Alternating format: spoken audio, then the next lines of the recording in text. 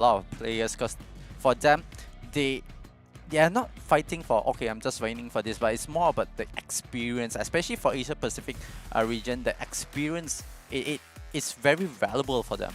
Yeah, so here we have the prize pool for those who are going to be competing here today. The top prize here is going to be $16,000. That's a heck of a lot of money because coming after that in second place, it's only $9,000. So that's a $7,000 jump, just from first place to second place. Proceeding from there, third place will be going home with $7,000, and $5,000 will go to the fourth place. So you can see everyone's going to be gunning for that number one spot right over there because they know they can get the bulk, the majority of the prize money just from being able to prove that they were the best of the best here in Brawl Stars. Definitely, it is going to be very, very lucrative for the teams gunning for the first place. But the fifth, sixth place, they will be walking with 3,000, and 7, 8 place, they're still going to walk away with 1,000 USD. But all of this, they are not only playing for the money because it's a guarantee. It's a guarantee money that the next thing is they want to hit the top 4. They want to hit the best of the best. They want to be the best in the region and most likely the best in the world. It's going to be very, very tough, especially today's brackets, today's grouping itself. It will be on the JSL bracket. Zeta Division 1 will face up against Fluffy. Meanwhile, Winter will go up against Zeta Division 0. This is going to be a very, very tough fight for a lot of teams. But on the Group B, Rising Suns Esports will be going up against Midnight Zephyr.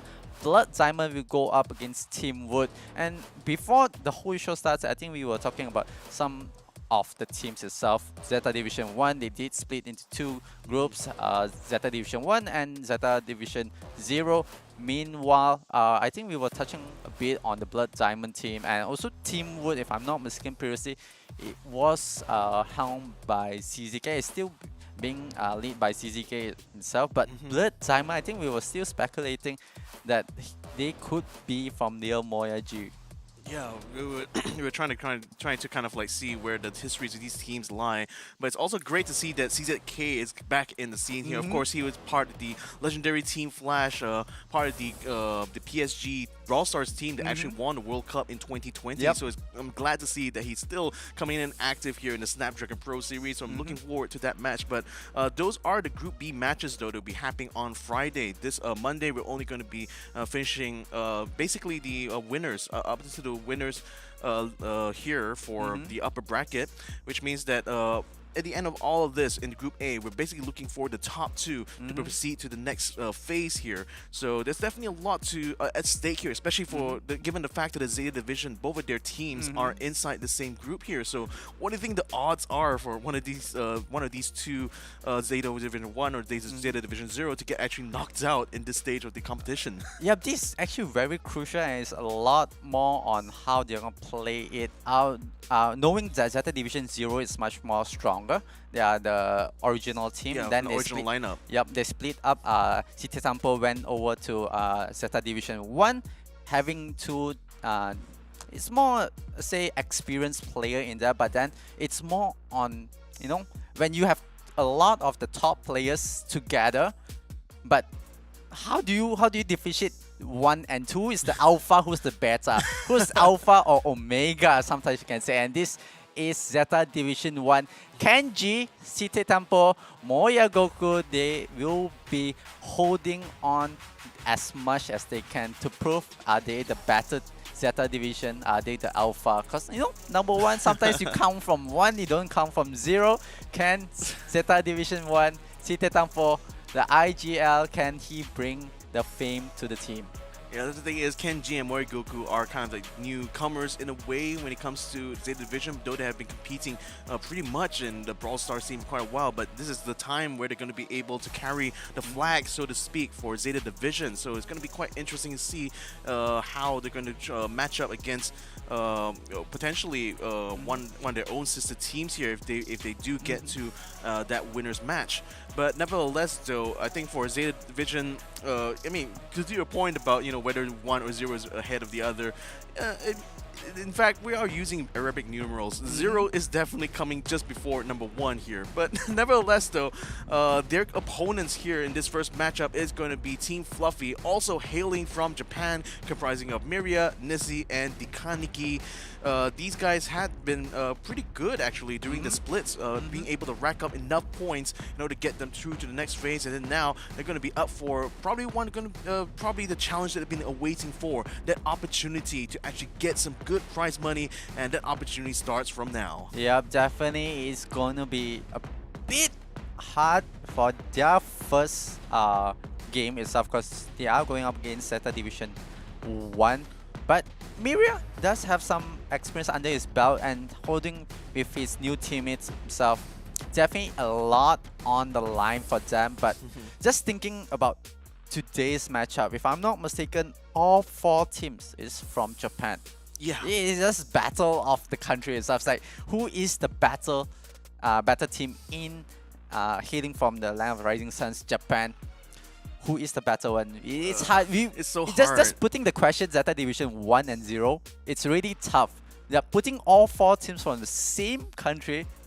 That's a story that we have to find out today. And I'm not going to be having a casticus, but who do you think could make it through? Well, I would say just based on like level of experience as well as like the kind of past achievements they've had. I mean, Zeta Division definitely has the bigger reputation, I would have to say, coming to this. But bear in mind as well that Japan has pretty much been one of the top tier regions when it comes to Brawl Stars. So it's a super competitive environment over there in that East Asia region. And Japan has always consistently found that Japanese players, I should say, have been consistently being able to keep themselves in the top for a very long time. So Zeta Division no doubt will be able to try to keep that crown going. But given that the new challengers are starting to step up to the plate now in this challenge series, it's going to be interesting to see whether they can keep that going on. Yeah, definitely. And this is Game 1, Match 1, Zeta Division 1 going up against Fluffy. We will be jumping into chill space, but just talking a bit on the team itself, especially the team mentality, the players' mentality coming from Japan. After a lot of interview we have heard from players from Japan, it's not about beating the opponent, it's more about beating themselves. Like, how are they setting the standard higher? How are they pushing the limits of themselves? Because each time hearing from the players from Japan, especially going up against another team that is from Japan as well, it's not about beating them based on mechanical stats or whatsoever. It's about setting themselves on a different level, pushing their limits to a different level, and definitely pushing themselves to be the better team. It's not about beating them, but it's about seeing how far can I go with my limits, how far is my potential to prove that I am the best of the best. And you can imagine that it also plays towards, reaching the potential that they know they have in themselves.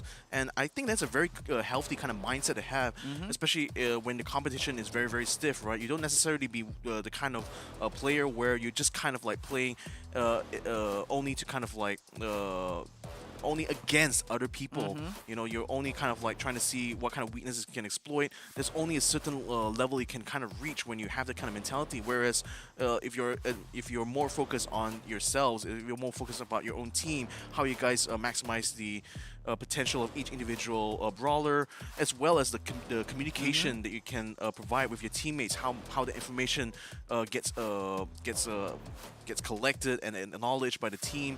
You know, all these kind of things really make it so that, you know, the team itself maintains a very strong cohesive bond with each other, and those kind of things are very important. Brawl Stars is so fast-paced that no one single member can afford to falter. They all have to be able to rise to the occasion all together or not at all. Yep, definitely they have to rise to the top. But just looking at the picks and bans, Zeta Division, they picked up the steal, they picked up the spike. A bit of an orthodox coming from Zeta Division 1. Meanwhile, Fluffy, they do play a bit of meta here, but they still pick brawlers that got slightly nerfed. If I'm not mistaken, it's not a slight nerf, to be fair. Now, Byron has been quite the focal point in some of the previous tournaments we had here, and the thing is that for this recent balance change that Supercell has brought out, Byron had his reload speed nerf.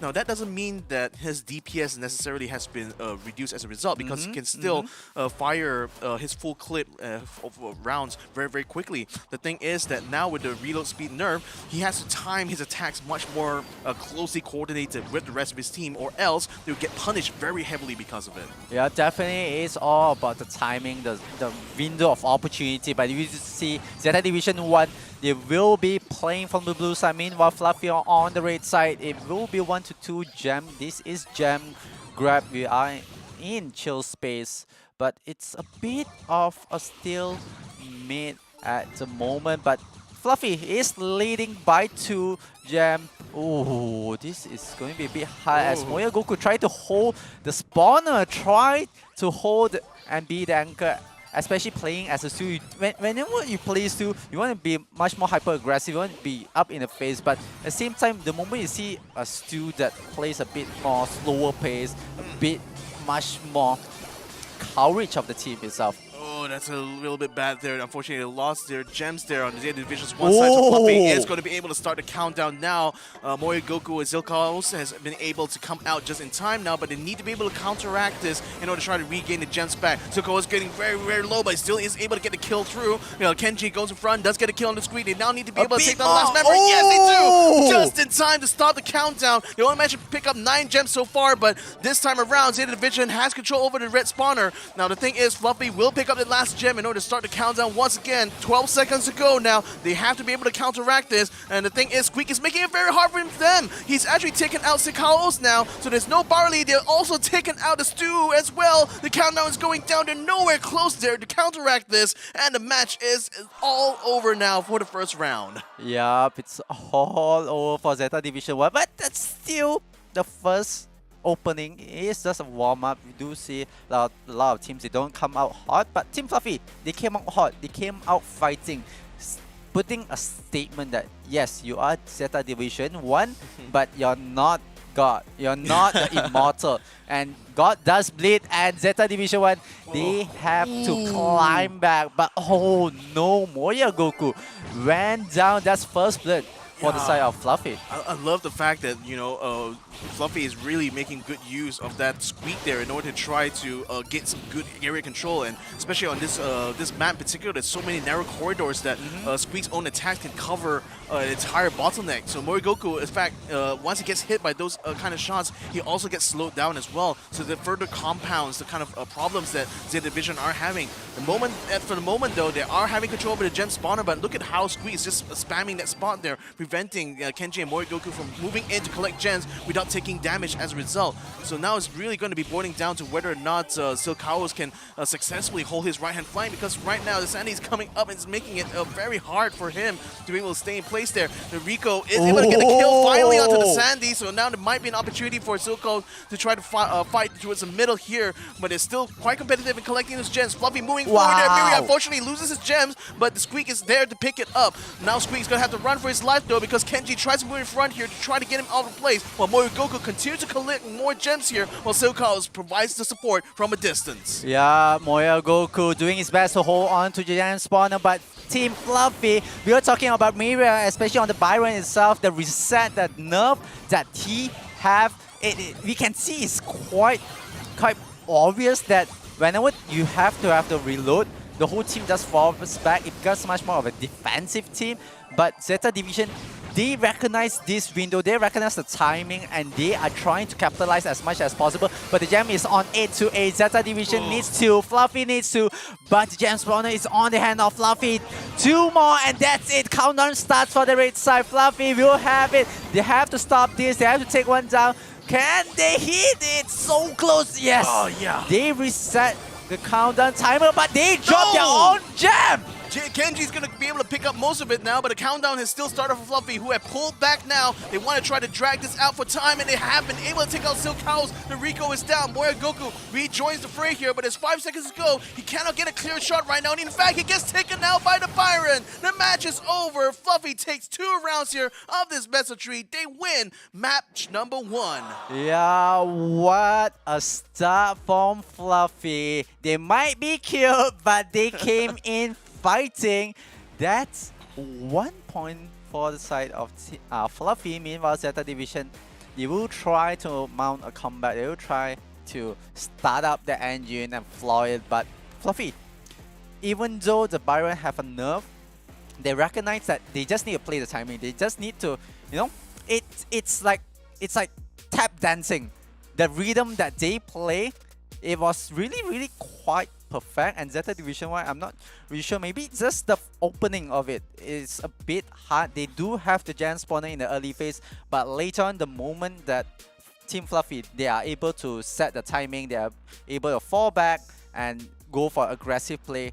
It sets that they're coming in waves. They're coming in a tempo that Zeta Division 1 try to address that, they recognize that's an issue. Like, how are they going to go up against them? How are they going to fight against them? But because of the timing of the Byron for the reload itself, it sets a bit different tempo where the moment that they fall back is all 3 brawlers falling back from Fluffy side. And then the moment that they know that, oh, okay, we are ready and we are able to fight, let's go in and fight. And they are able to address the issue that the Team Fluffy have on the right flank, and we can see how they dominate and try to funnel into the center of the map. No, so that's a kind of interesting thing where, like, even when Byron has these kind of nerfs, this is where the way teams kind of adapt to play really comes in, right? Because now that they know that you know, you cannot afford to miss out on opportunities as much as you could in the past there when you got a Byron in your lineup. The fact that he as a brawler still has a lot of uses, a lot of utility, so he's still a very valuable pick. Now it's just a question of how best to kind of adapt the usage of him in this context now that he's gotten this nerf. And it looks like this has really allowed teams to when they want to go in for attacks, they have to go all in already. This cannot be in half measures. And the fact that Fluffy was also very effective at using the squeak to do the area denial, much more so, I would say, compared to Rico. Even though the narrow corridors and the walls did provide some good opportunities for Rico to set up good kills, but overall it was Squeak's kind of harassment that made it much more difficult for Zeta Division, especially in that first round, to actually collect gems and to keep up in pace with the rest of Team Fluffy. So that's again a really shocking result here, because now Zeta Division, they're going to be under pressure a lot, especially Zeta Division 1. They are technically the newer lineup in Zeta Division's own organization here, so there's a lot kind of riding on their performance here. They need to prove to their team managers that, you know, we're still worthy of carrying your flag now. So it's going to be now all focused onto map number 2 here for Zeta Division to try to take the win away here from Fluffy. Definitely, just talking about map number 2, I feel, could it be a momentum breaker? Because we went in gem grab, hot and intense, but the second mode and the second map, it's actually a brawl ball. So normally a lot of people, like for me, brawl ball is just a fun mode. It's just a mode that, you know, no matter how much intense the game is, it's brawl ball is a mode that is meant to be fun. Right, I know, but then here it's gonna be so competitive though. But what do you guys think though? Let us know your thoughts using the hashtag Snapdragon Pro Series. You can post this on your favorite social medias like Twitter, Facebook, or more, and you might even have the chance to be have your comments featured on stream here if you find it interesting or witty enough. Nevertheless though, if you also want to bring in some of your own predictions as well, we also have an avenue for that. Go ahead on our Twitch chat there, let us know your votes on which teams which teams do you support? Who do you think is going to be able to come out on top here for today? Because we're going to be playing all the way to the winners round here in this upper brackets of Group A. So we'd like to know from you guys, who do you think has the best chance of actually getting there? So in any case, though, coming into this next map, it's the ban picks are going to be so important, right? Yep. Because like I mentioned, the Rico I felt was quite a weak pick for Zeta Division in that last one. So now that we're going to sneaky fields here, it's going to be interesting. Now that I see that, Janet has been banned out here, but they are going to be prioritizing a lot more on brawlers. They're going to be able to deal with the tall grass. They're up there. Now, Janet obviously would have been a very, very strong pick here, but unfortunately, it's going to be Bonnie now that's been picked up here by Zeta Division. So I wonder, is that going to be a good pick here, do you think? They started out with a damage dealer brawler itself. Bonnie, I feel like it's more about keeping the brawlers in check, keeping the line in check, because we have seen how players from Japan, they play slightly different compared to teams from Asia Pacific itself. Because basically, if we have to categorize Japan, it is their own region. They create their own meta. They are the trendsetter for Brawl Stars, especially in Asia Pacific. But we do see how they play. The moment they get the ball, they know that it's not about, I would say it's not about the map control. I not really can't say it's map control. It's more about the moment whoever gets the ball, they want to keep the possession of the ball as long as possible. They try to create the space. They try to clear obstacles. They try to open up the map as much as they can. And the moment they know that they have a timing, they have the window, they have the tempo set, they are gunning for the goal itself. And especially in teams from Japan, they are so fast with being mechanical in the game itself that they are able to score goals back to back within 10 seconds. It's something that we might want to keep our eye on, especially for Zeta Division 1. They are one down. They need to grab as much as they can. They need to mount a comeback as soon as possible. So we have to see Zeta Division, what are they gonna pick up. But Team Fluffy, they're still going for the Byron. They recognize, yes, Brawl style, they nerf Byron, sure, we're still gonna run it. We're still gonna go for it. If it's broken, or just don't fix it. Just let us play it. Yeah, just keep going with what you're comfortable with. But I'm quite interested in like Zeta Division's kind of lineup though, because they're going for a very solid pick here in the M's, because her ability to do area denial in Brawl Ball matches, and her slow especially, can be very crucial in keeping other brawlers away from the goalpost there. So definitely a very solid pick from that end. Bonnie though, because she is going to be playing more of a role where she's going to be the long-range damage dealer and potentially be put in a striker's position, but the fact that she can switch up her form using the bomber jacket in order to go into cannon form, that's going to give her a boost in her total HP, so it might allow her to be able to brute force certain areas. So they kind of have both bases kind of covered. Whereas for Fluffy though, they're going for a much more conventional type of lineup here. So I wonder if they're going to be able to just make use of the fact that they're going to be very comfortable with the Byron. I say that though, Goku gets the kill onto him. Silkawas goes in front as the Ems takes out the Barley. Now Kenji just for it, gets the ball, shoots it, but it gets blocked by Miria. Miria just tries to get it and kicks it off just in time there. Goku tries to fight back, but now, Kenji gets it. He scores the first goal here for Zeta Division 1. Yeah, Zeta Division 1. Determination to make sure the ball goes into the goal. They ran one up. Meanwhile, Fluffy, they are trying to adjust. They are playing as much as they can, but just because of the brawler that they pick up, it feels like they are under pressure. And looking at this attack, they are so far way up, Zeta Division 1.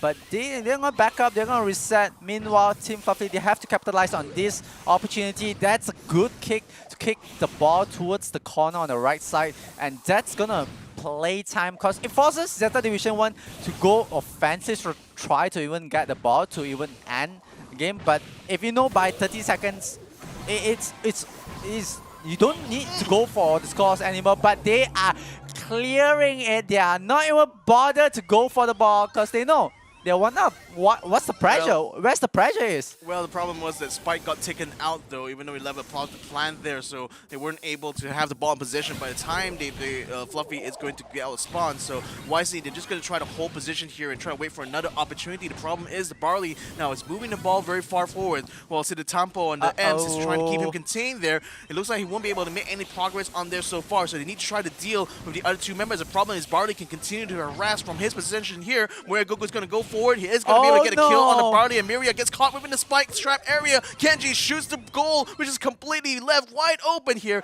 And now Zeta Division 1, they take the first round here against Fluffy in Brawl Ball. Yeah, that is quite a fast first goal, and the second one was a bit much more slower. You can see how brawlers from the side of Fluffy, they got cornered into a corner. Basically, they got cornered in, and they have to bounce back. They do have a chance, but looking at the aggression, look at Zeta Division 1 clearing the field. Wow. Fluffy, there's no brawler alive.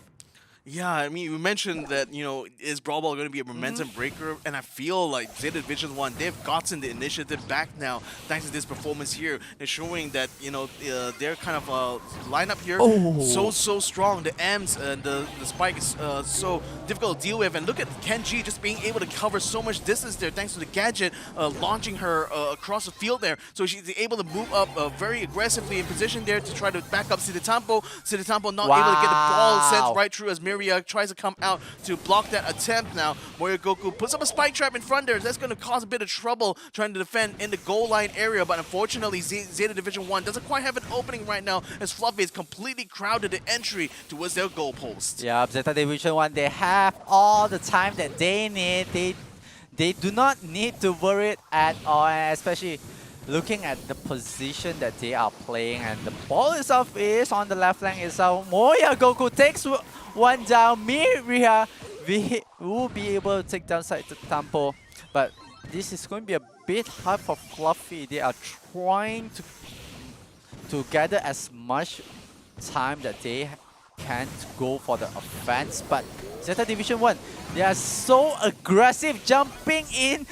Kenji almost got punished, still alive, but nice. no, Miria will be taken down. Moya We will Goku's be a open. trade. Moya Goku, what a goal from far. Wow, I mean, again, you know, it's the cannon from Bonnie that just made all the difference here, because she can practically pass the ball to herself by setting up the shot and then launching her super, which literally launches her all across the map there. Can be over walls, can be across long distances, and they use that in order to set themselves in good positions there where they can immediately make the strike. Now, granted, that time towards the end there, she kind of dropped the ball a little bit by actually launching herself into one of the opponents here from Fluffy, but Moya Goku, he was in place there to pick up the pieces when the Bonnie inevitably fall, and that goal there, very, very beautiful, because it now puts Zeta Division 1 even here in the score right now for this game. Definitely, and in real football, Moya Goku is going to be a greedy footballer because he only passed the ball to himself. He doesn't pass it to his teammate. But in Brawl Ball, the way how he utilized the way he plays, going up in front, he passes it in perfection to go for the goal, and that opens up that next time will they ban that kind of brawler, those kind of brawlers that can, you know, reposition themselves in up front. It sets a different way where you're gonna look at what are you gonna pick, what are you gonna ban for brawlers. And Zeta Division 1, they do set, you know, problems in front of Fluffy. Now, Brawl Ball, this is what we have done. We can move on to the next. This is the momentum that Zeta Division 1 wants to prove to everyone, especially to themselves, that they are the better one, and they definitely want to move on.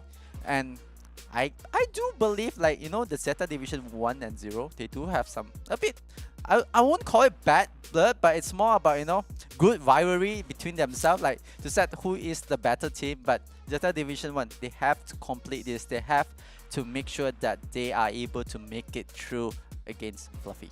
Yeah, so I mean that's the thing. Like only that rivalry will be able to extend if both of them get into that winners upper bracket final. But if if even one of those teams kind of lose out, that there goes that rivalry. You know, then there's already very clearly one team that's a little bit stronger than the other.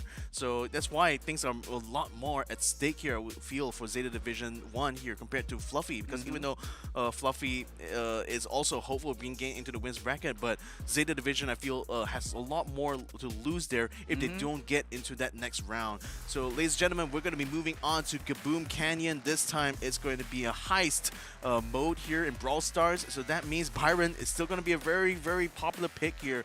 And they didn't ban it out outright because they had to focus more on bans on the Eve as well as the Bonnie now, because they do know that any kind of brawlers that are going to be able to cover large distances are automatically a threat when it comes to heists, because that means that there's literally not going to be anything that stops them in that place. Now, granted though, they're still going to be able to get the Colette into play here and the Piper as well on the side of Zeta Division, so I think they got those kind of bases covered, don't you think? Yeah, definitely Zeta Division 1 with the brawlers in hand. It's something that, you know, they are not worried about. But here's a question that after 3 modes, 3 maps in, we started with Jam Grab, we went to Brawl Ball, we just ended Brawl Ball. We saw Byron being, you know, the first one, okay, it might be a surprise. Maybe they are trying to go for something else. But in Brawl Ball, they bought the Byron back. It was not as effective as Jam Grab, but they are picking Byron again. Are they really like gonna go with it? Like sometimes, you know, teams like, alright, we might not be the better team, we might not be the stronger team, but you know, we're gonna pick our comfort brawlers, we're gonna pick the brawlers that we know that we are able to master, that we are able to set the tempo. And Zeta Division 1, they don't need to address that because they know they are better. They just need to play the brawlers. It's no longer a player matchup, it's going to be a brawler matchup. It feels like Zeta Division 1, they recognize that and they just go for the meta that they go for the brawler matchup. But this is the thing though, because I feel that Byron, you know, given his kind of utility on a lot of different maps here, it isn't necessarily going to be a comfort pick for most of these guys actually, because in my mind, like the Byron is considered like the safe kind of pick, you know, the kind of pick where it's something that's very commonly played. A lot of the strategies have already been well thought out for the usage of Byrons, so that's why he ends up becoming a very popular pick in the meta currently. So even though those kind of nerfs are meant to kind of address sort of like the tendency of a lot of players, but I still feel that he can still bring his impact, especially in games like Heist. You still need to have a sharpshooter in your lineup somewhere in order to be able to deal extra damage, and the fact that he's also able to provide healing here, especially when you know that having the max in the lineup means he's going to be very, very aggressive. Kenji! He is going to get a kill to Kenji now. Can they follow this up with more onto Morigoku though? But no, Morigoku gets the jump onto Miria. Now they can try to focus on breaking the line here in order to try to get up closer to safe now. And Fluffy, they're just continuing to lose members after members now. Only the max is left in the front line. Zeta Tampo keeping it contained while the Byron tries to keep him alive for now. Morigoku gets quite close to the safe and does do a little bit of damage there, but not quite enough before he does go and focus on the brawlers now, getting the kills, getting triples, doubles. Zeta Tampo now getting the final word in that as well. So that's allowing Zeta Division 1 now to just take control over the front line here. They have that safe in their sights. Yeah, Zeta Division 1, they have the map control. They're holding in onto the middle of the map. Morigoku, they are putting on the onslaught. Zeta Tampo is just standing there, holding on and just aiming for the save itself. Finally, Morigoku goes down, but Zeta Tampo will take down Miria. He will take down another one. That is an open save. That is the opportunity that Zeta Division 1 will take the lead. They are sitting at 82% for the side of Zeta Division 1. Fluffy, they are sitting a bit low with 37%, but Morigoku is back with the PAM. Can he hold as long as possible? They will be able to clear out the map. Look at that! 2 more, but here it goes, will be enough for Fluffy. I don't think it's enough. I think it's all over, done and dusted. Yeah, as soon as they get it, Goku all the way in front, he's just basically slamming that safe there with all of the basic attacks there. But that's so much damage done. 1 percentage point is all they needed before they get the final shot in. And that's how Zeta Division 1 will take away the first round here in this heist. So that's the thing. The max pick I felt was still good. But the problem is that it needs to be combined with that Byron. And then now that Byron was focused on heavily by Goku on that Pam, he unless he got some extra support from the Nani, that really wasn't much that he could do in that kind of in a lot of situations there. So I felt that Max couldn't continue to play this aggressive, especially when they know that the Byron is constantly finding trouble here. And Nani pretty much it's kind of like a wild card pick here. I feel for the Fluffy because like they're just basically trying to take advantage of using his his super there in order to teleport down towards the save, and he's going to be able to deal some good damage there before Piper is finally going to be able to take him down, while Colette and Pam still trying to hold the front line to manage to get the 2 kills they needed so far. Now that the Nani is coming back out, he's going to try to play the same tricks again, but this time Kenji, he's going to keep an eye out for that little robot there to make sure he doesn't try to pull those cheesy tricks again. Yep, Kenji just holding on the left and making sure that he's keeping the little robot in check, but no, it will be taken down by Zeta Temple. Will bring the Byron, and there comes the damage. They are just going down onto the save. Full commitment, determination from Fluffy. This is a team that wants to make and mount a comeback, but Miriam will be taken down again. Pam still sitting in front, taking 1, taking 2. That's it, clear. As they go for the save, they will try to equalize as much as possible, but Goku still holding on to the right flank, still alive, but damage comes in. That's clear, it's all open. It's a safe race, but will it be enough? It will be for the side of Fluffy. So close, 1% to 1%. No! But wow! My goodness, that was so close, but Fluffy still managed to cheese it in the end there. And, you know, granted though, given that they had a really cheesy strategy here to use the Nani as well as, mainly it wasn't Nani that was going to be able to set up those kind of situations, right?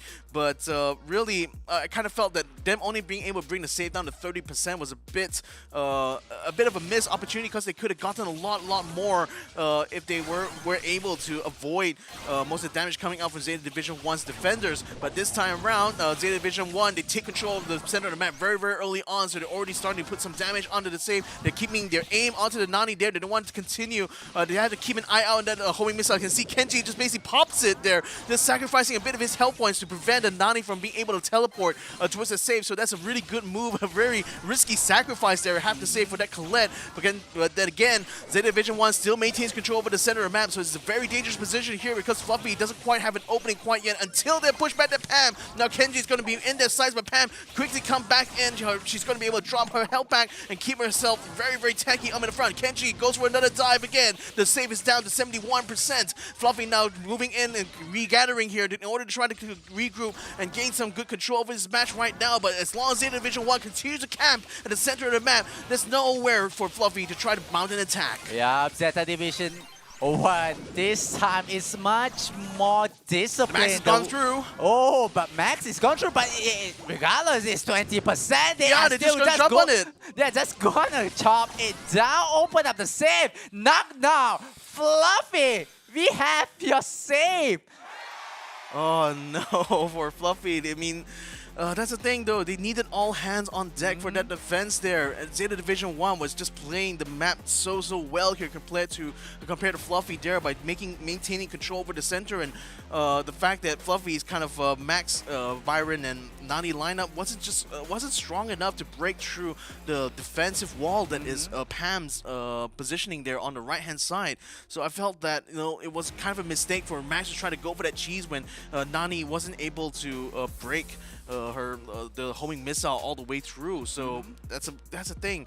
You have to be you have to take those opportunities when you see them, but then sometimes you have to know when to hold back. When you know your save is a lot lower. You know that one swarm they're going by Zeta Division is certainly going to end the game for you there. Trying to go for those risks is not going to pay off in the long end. I know it is a gamble, but it's not one you can try to take, especially when you're down that bad. Yep. It just feels like Team Fluffy, they took the Hail Mary. They took that one route. Is, you know, single dimension just all the way in, give all they can, try to go for the save, and you know, it didn't work out. But just judging and basing on the camera, the player cam.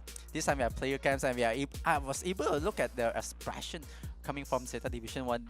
They had the cold dead stare, you know, the anime arc, you know, the first Bankai that they have, and it's like, alright, game on. you defeated us, fine. But we come back, we turn on our Bankai on Brawl Ball. We're gonna move on to Heist with that as well. And just look at the focus, the determination from Zeta Division 1. They know they have something, they have a message to send to everyone. Even though they are Zeta Division 1, the second team, but they are able to play the ball amongst the elites. They are able to play the balls amongst the stars itself, and definitely Zeta Division 1, they are setting a point. They're sending a message to everyone that we are not a second team to be dealt with. And no. And that kind of speaks to the pressure that they're under, right? I mean, representing one of the top teams in Japan here means that, you know, all their focus has to be on what's really the long run here, not just this match here. As far as Zeta Division 1 is concerned, this is just going to be another stepping stone for them to get towards the actual goal, which is going to be the overall champion in this Snapdragon Pro Series. So anything, every kind of like decision is going to be well calculated on their part. They're just gonna not allow any kind of like distractions to be able to prevent them from being able to put their full focus onto that goal. So I have to say that, yeah, just like I mentioned before, Zeta Division stands to have to lose a lot more by not being able to get through this matchup here. So that's why they're just kind of like putting all that mental energy right now into the game here, and it really shows here, especially coming into this third map. Just thinking from the side of Team Fluffy, you know, you're going up against a team that is well experienced with a lot of mechanical skills on hand. Like, oh, do you go like hammer to the anvil, hit to hit, super intense, you know, put all the strategy in, or you go the unorthodox way, you know, you try to tilt your enemy, try to tilt your opponent, try to, you know, do something funky, like, you know, throw them off guard. We have seen like the first mode itself on Gem Grab, like, you know, Fluffy, they have the capabilities, they have the opportunity to try to tilt Zeta Division, and especially in Heist in the second round itself. We have seen like how Zeta Division 1, they dropped the ball, they dropped their attention, especially on the Nani. We were talking about the Nani where he's able to run all the way towards the save and try to do as much damage as he can and manage to like tie things off. What is there for Team Fluffy right now? What can they do if they can't beat them hit to hit? Well, this thing, I mean, to your point, you know, you can try to go for the cheesy kind of strategies, which they tried with Kaboom Canyon. Didn't quite work out for them. But to me, to kind of answer your question a little bit, I feel that teams that tries to go all in your kind of parlance, to just kind of like go pretty hard from the get-go there. Especially when talking about literally the early stages of this bracket match here, can be interpreted on my end as a sign of desperation, as in that they know they're going to be kind of weak, so that's why they have to go like more aggressive than normal, you know, instead of playing a more calculated kind of game there. And I feel that if you take this kind of approach, as I mentioned, it opens up a lot more risk on your part, the more risk of you not being able to make it to the next phase. So I feel that taking the to be able to take rounds off of them when they do bring out these cheese strategies, and the fact that the cheese didn't work in Kaboom Canyon means that that's already one failure point here for Fluffy in that case, and so now they have to be able to catch the momentum back here. So Zeta Division currently, I feel, holds the advantage currently in this matchup here, and if they can successfully pull off a good bounty round here in Bell's Rock, that's just going to further solidify the point that they are the team to beat. And definitely this could be the end for Fluffy, but can Zeta Division, you know, put down the guillotine, chop off Fluffy, and you guys are not cute anymore. We will take you down. We will hunt you. But I don't know. I feel like Fluffy, they have this tilt capability. They might be able to catch Zeta Division 1 off guard. They will try the best and tilt the enemy because it's the end. This is it. Because if they drop this, they go down to the elimination. So it's all on the line for the side of Fluffy, and I feel like Fluffy, they might just do something to try to tilt Zeta Division 1, and Zeta Division 1, they need to remain composed. They need to be disciplined, that they don't fall for this kind of trap. They don't fall for the mind games that is coming from the side of Fluffy. And Fluffy, their backs are a bit on the wall right now. They are at the cliff, at the edge. They are like the 300s, they're getting pushed to the cliff, to the water. And this time, will they push back? Can they push back? And they have to push back, but what does it cost? Well, that's the thing. Fluffy is going to be going for the Piper, Max, and Genie. The thing is that Zeta Division is going to be bringing out the Squeak once again here. We saw how impactful Squeak has been in the Chill Space map earlier on. Combine this with the Bell and Bo being both very high damage single target like brawlers here. No doubt the Zeta Division's kind of approach going here is using the Squeak to kind of like zone out Fluffy here and then allow Bell and Bo to pick them out. So they have to, on Fluffy's side, not fall for that kind of trap. The problem is that look at the corridors. They're just that narrow enough that Squeak's attack can cover up the entire entrance there, and that's just going to allow them to proceed forward and continue to squeeze Fluffy's positioning here on the map. Miria taking the damage down to 60, could potentially get taken out, and Moya Goku is going to be the one who puts in the final shot now. They just had to finish off Max here, who's left out all alone in a 1v3, and the round is completely won. Yeah, real fast, but they still have to win one more. But just looking at the lineup from Zeta Division, they have an objective. They are playing a 2-1 position, but they still hold the line. Here comes the aggression from Fluffy. They are just going in and trying to do as much as possible, but they still have all three brawlers alive. Meanwhile, Zeta Division 1, they don't really have much. They have to play a bit more careful this time and strategize the way how they are going to move in. This is all up on Kenji and Chitadampo. Can they do it? Oh, Fluffy. The problem now is that Kenji will only be useful if both Colette and Bo are alive. Now Bo is down. Belle is being pressured so heavily. She's still able to take down Max though, so they have even the odds somewhat. But now the Poison Cloud is coming in, and that's going to increase the pressure now from Zeta Division 1 to regain control over the center of the map. But now the obstacles have been cleared. But Chitadampo gets picked off there by Genie. So now Kenji is completely in trouble, completely left out in the corner. Poison Cloud is going to close in here. His health was quite low, but then the Genie just forces him in the cloud. So unfortunately, Squeak just decides to take the easy way out, and that gives another point now. The first point now to Fluffy. Yeah, Fluffy trying to bounce back as much as possible. They recognize they have the aggression. Meanwhile, Zeta Division 1, this time they play a bit much more defensive. They hold back on. They're putting Kenji Squeak up in front, try to choke out as much as possible, but they're just waiting for that timeline. They are waiting for that window. Moya Goku has to be a bit more careful. He's just sitting quite low. But here comes the push. They will be able to take down Miria. That's nice. Two. And the last one, they are going for it. Chitadampo not even bothered to participate in the final one. They are able to take it down. Look at the smile from the boys of Zeta Division 1. That's one. They still have one more to set. So Zeta Division 1, close, but not there yet. Not quite there yet, but they feel so confident that they will be able to get over that as quickly as they can. And given how quick that whole bounty round went down, I wouldn't be surprised if they will be able to pull the same again, given they're still running on the same lineup, which is certainly more superior to what Fluffy is able to do. The Max gets picked off very early on. Now it's already a 3v2, and the Piper is going to be the next to fall. Now the dominoes are just collapsing one after another because Genie, he's just completely stuck on the left-hand corner here, even though he has a huge health pool. control. There's only so much damage he can take before he's going to be forced to fall back. Morimogoku and Zeta Tempo continuing to keep him completely contained, while the Squeak is going to try to flush him out from behind there, getting the blast there just in the nick of time. And now Zeta Division 1 has taken the first map point here. Yeah, this could be the win for the side of Zeta Division 1. Just one more that they need. 3 brawlers they need to clear, but they have to be careful because one wrong move could be the end and it could be a comeback from the side of Fluffy. But Fluffy, they are holding on to their discipline. They are holding on. They're playing it safer. Control the tempo, control the map.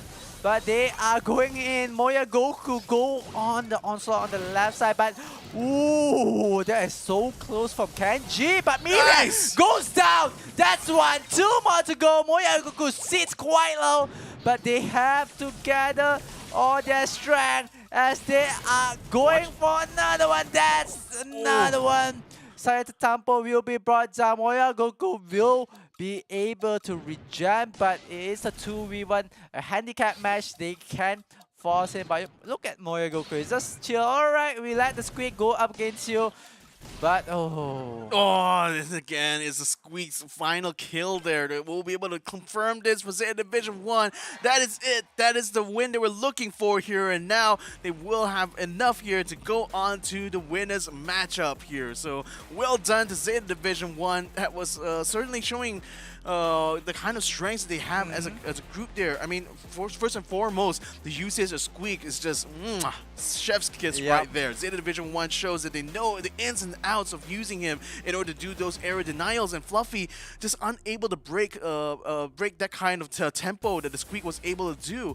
So well done here to Zeta Division 1 completing this after 4 maps. Even though Fluffy only managed to get 1 off of them, it still wasn't enough. They weren't able to get the momentum break they were looking for in the 3rd map, and therefore now they're going to have to fight it out for the eliminations later on. Yep, definitely agree with you that the Squeak is the cherry on top of the milkshake itself. And Zeta Division 1, they definitely deserve a milkshake because, you know, after a hard match, they have to, you know, calm down and chill out because they still have another series. They have to wait for the next series. Who's the winner? Are they going to anticipate their own, you know, team from Zeta Division 0 who will be the better team? We have to find out. But they know they have one obstacle down. They have to wait. They do have to break time for them, you know, to breathe, to collect themselves. Because the moment that we have the next winner, it's going to be something that it's going to bother on their mind. Yeah, ladies and gentlemen, let's give a quick shout out to our sponsors for this event. The Snapdragon Pro Series is brought to you by Snapdragon Elite Gaming, when winning matters. So we also have to give a shout out as well to our secondary sponsor. That is going to be the little green thing that's been on the side of our little virtual set here, which is Monster Energy. You can go ahead and check out more information about them at www.monsterenergy.com, because that's where you can go ahead and unleash the beast here. So with that already done for our before we go into that though, we also had to remind you guys that the Discord for the Snapdragon Pro Series is open to the public here, so you can go ahead and bring in your conversations over there. Head over to discord.gg/Snapdragon Pro Series so you can join in on the talks all about the Snapdragon Pro Series here, because besides Brawl Stars, we also cover many different mobile titles there, so you can also potentially get to grips with some of the competitors in all these other various mobile titles here that are under the Snapdragon Pro Series umbrella. So nevertheless though, we're going to be going into our next matchup here, so that means we're going to have to take a short break here before we come into the next match, which is going to be between Zeta Division 0 versus Team Winter. So my name is Victor Cax, joining me here is Uwe the Magical. We'll be right back after these messages. The Snapdragon Pro Series is brought to you by Snapdragon Elite Gaming and Monster Energy.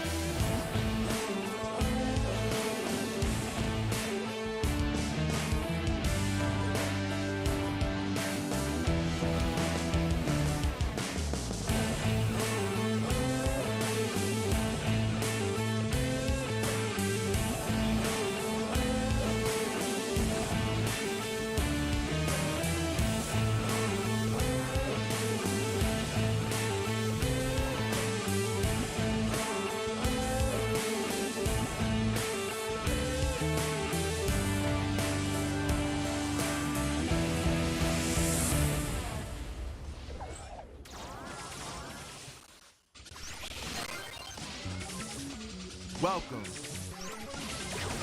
to the place where dreams come true. Where everything you want can be yours. If and only if you're willing to work for them. You're willing to hurt for them. But most of all, you're willing to be first for them. Ha!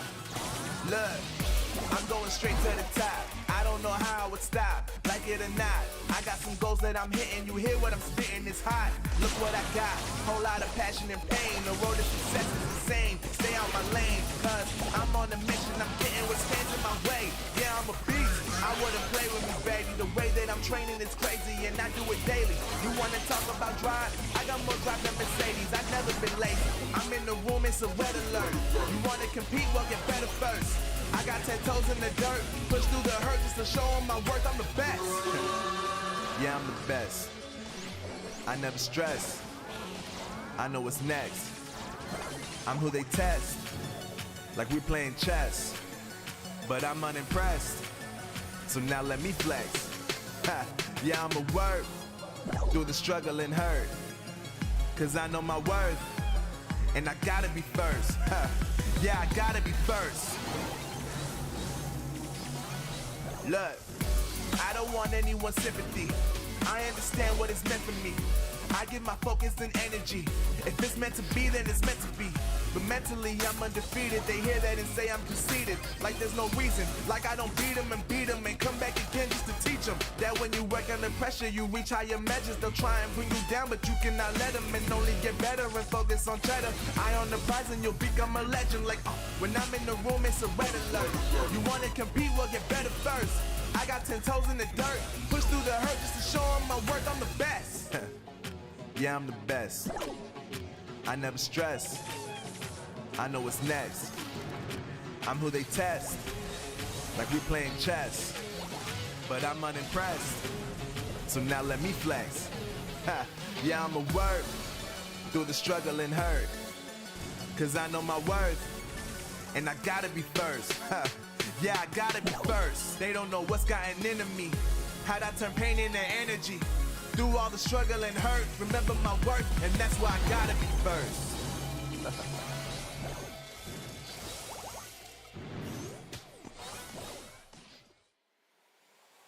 And we are back, ladies and gentlemen, to the Snapdragon Pro Series. My name is Victor Cax. Joining me here is Uda Magical. This is going to be the second match for today when it comes to this Brawl Stars challenge. And we're going to be seeing the second, or rather I should say the 0th Zeta Division team going up against Winter. So before we're going to be able to get into that though, we will going to have a few opportunities actually to speak with the winners of the last match there, which is going to be Zeta Division 1. And I'm going to be quite curious to see what are going to be kind of the thoughts coming into this though, because definitely they are showing that they still have it as far as their abilities are concerned, being able to take on Fluffy, 3 maps in a row, even though they faltered in that first map. So, but do you think this might be a sign of weakness on their own part, or do you think there might be certain other factors that played into that first map loss? No, it feels like the first mode, the first map itself, it's more of a eye opener. Is like try to warm up themselves, especially looking at the opponent's tempo, try to understand like what game plan that they have, what strategy that they bring to the table. But in the end, Zeta Division 1, they managed to rectify the issue. They managed to look at it and say, okay, they are playing like this, they are going to do this, alright. We're gonna drop one map, we're gonna go to the next map and see what we can do, address it there. And on Brawl Ball, they managed to address it, and then following on, it's as you say, domino falling from the table itself, and everything just goes in line. But this time, this is the second matchup. Team Winter, your turn. Batoman, Manmi will be the team from Winter. We have seen them dominated in the second split itself. They were able to go in and clear it all, but can they go up against, the Titan? Can they attack the Titan? That is Zeta Division 0. This is made up from Tensai, Achapi, and Kuro. The name says it for themselves. You know, they have so much on their name. You don't need a grand introduction. The introduction is them. Yeah, I mean, the reputation certainly precedes them, and given that they have been dominating the Asia Pacific region for 2 years now, I have to say, you know, even before they were known as Zeta Division, they were Team Jupiter, and they were literally even Titans back then, you know, which is already so indicative from the name itself. But nevertheless, though, this time around, you know, there've been new challengers coming in from the Japanese region. One of them is this Team Winter over here, and I kind of feel that now it's just the pressure is still continuing to build up for them. You know, not really only just to kind of win these matches, but kind of prove that they're still the best of the best. They're still the team that's able to dominate no matter the kind of circumstances. But I kind of feel that with more and more new challenges stepping on the plate, the longer this kind of goes for, it's going to make it harder for them to defend that crown. So, ladies and gentlemen, let's go ahead and jump into the interview now. Together with Zeta Division 1, we have Kenji on the line. Kenji, how are you doing, my man?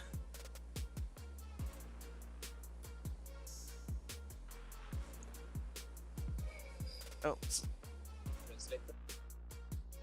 Okay, so I guess we're going to try to rephrase that a little bit. So, Kenji coming in here from Zeta Division 1, I think we're going to try to ask first question to you right now is what kind of happened for map number 1 there? Did something kind of falter for you guys, or did kind of things did you guys have a little bit of issues in that first map that you were able to address in the second map? Kind of talk us through what was happening there that allowed you guys to regain the momentum going on from map number 2 onwards.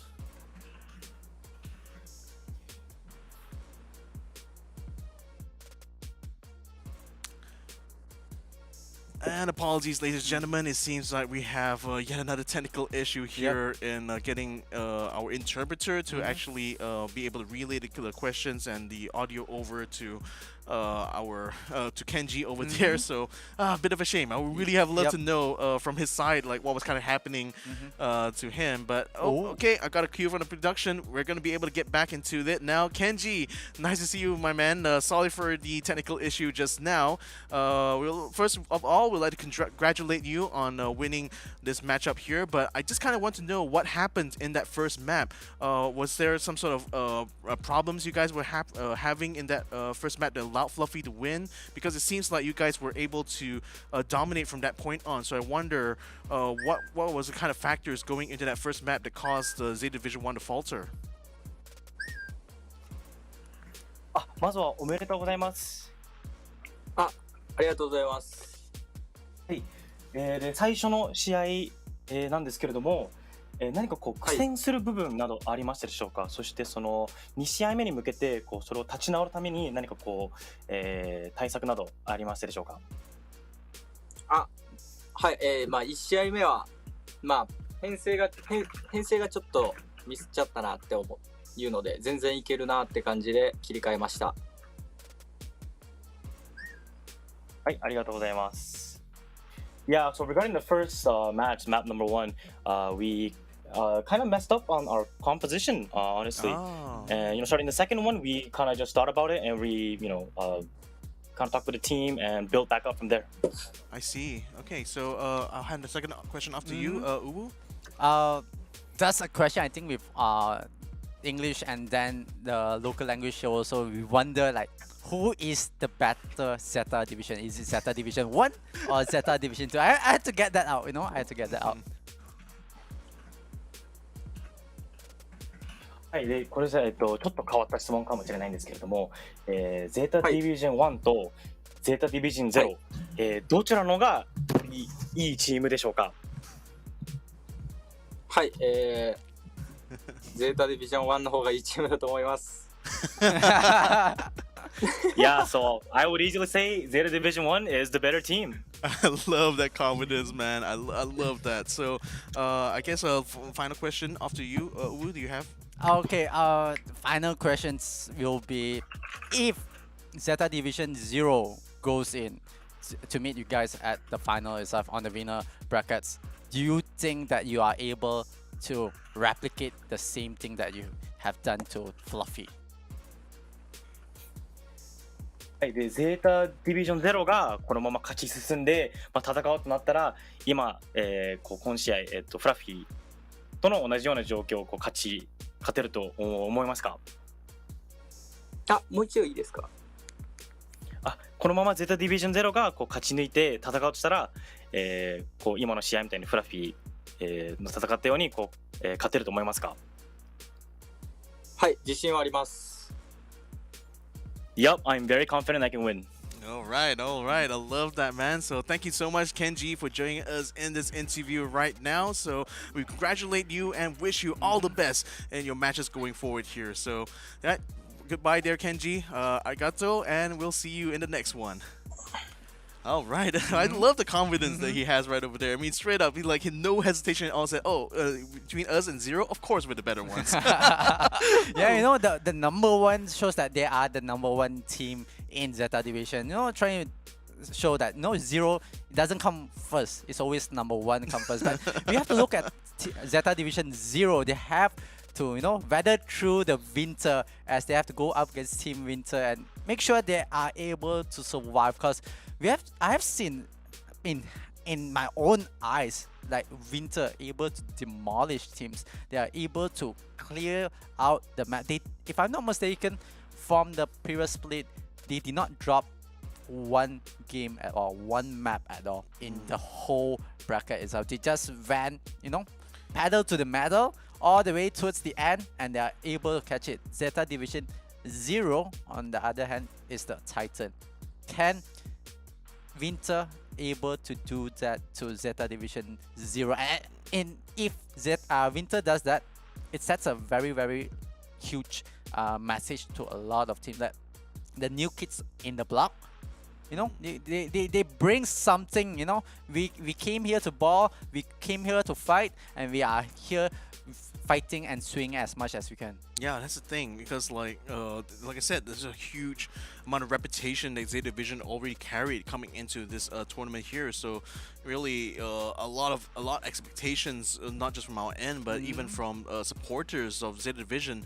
It's certainly going to be for them to just dominate in this competition. But you know, it's the thing that I know to be true in esports is that sometimes these kind of dominated performance are few and far in between. That's why it was a kind of shocker for a lot of us here to see the Zeta Division basically dominate through and through without even dropping a single game all throughout the entirety of the league. So now they're coming into this new one. Now there's new teams stepping on the block here.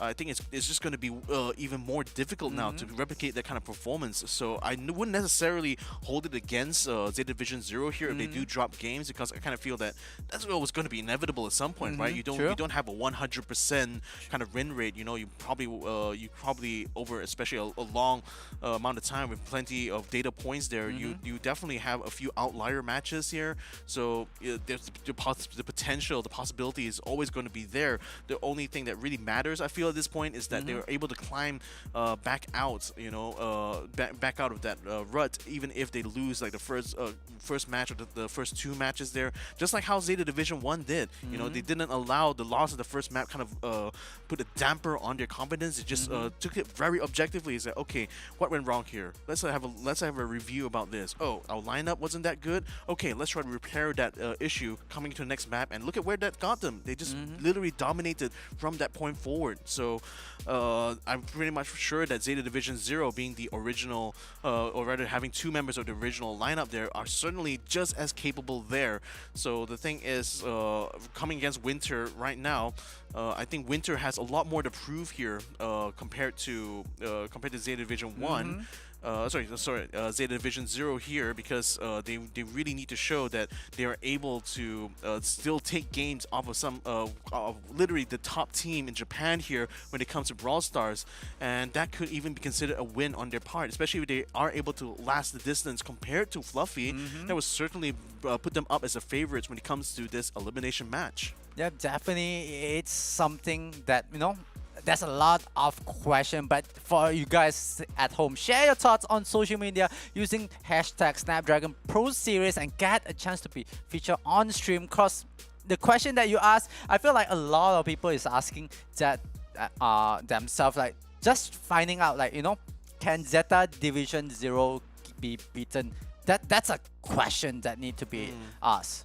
Yeah, so in any case, you can also predict as well. I mean, definitely Zeta Division 1, sorry, Division 0 would be the favorite coming into this one here, but you have other ideas. Do let us know inside the Twitch chat by voting for your favorite teams inside the poll there and letting us know who do you think is actually going to be able to come on top. If you think that Winter might actually stand an even better chance here that we're giving them credit for, then maybe we might be a little bit mistaken. So nevertheless though, coming into this one here, yeah, I mean, I'm going to be very, very interested to see how Winter really performs here, especially in comparison to Fluffy, because I would feel that given that Zeta Division 1 and 0 are both sister teams, they definitely will have a similar level of capability, otherwise they wouldn't be in the same organization, right? And what tends to happen, especially in organizations that field multiple teams, is that there's a lot of sharing of information between the two. You know, even though there's, of course, an implicit rivalry between the two whenever they're competing in the same tournament, but ultimately when one team is standing a better chance of going further in the finals, it's usually up to the other team to kind of be a wingman to them, to be able to deny the opportunity for other teams there to be able to stop that kind of progress. So that's why this group is going to be so important here, because let's just say if one of these two Zeta Division teams ends up getting taken out early on, that means the other Zeta Division team will be left completely alone to face off the other competitors, the other top three. They're going to be going on in the next phase of this competition, and that could increase the amount of risk that they wouldn't be able to make it to the finals. So sometimes in this kind of situation here, as kind of like bad it might be, the ideal situation for Zeta Division is to have both teams to get into that winners final here, so that even if one of them gets knocked off, the other still has another chance to get back into the top, the final four now in this competition, and hopefully be able to increase the chances of Zeta Division of actually getting that crown. Yep. Just basing on all of this, like, I have a question for you. Prediction. Who do you think between Zeta Division 0 and Winter, Team Winter, who will make it through?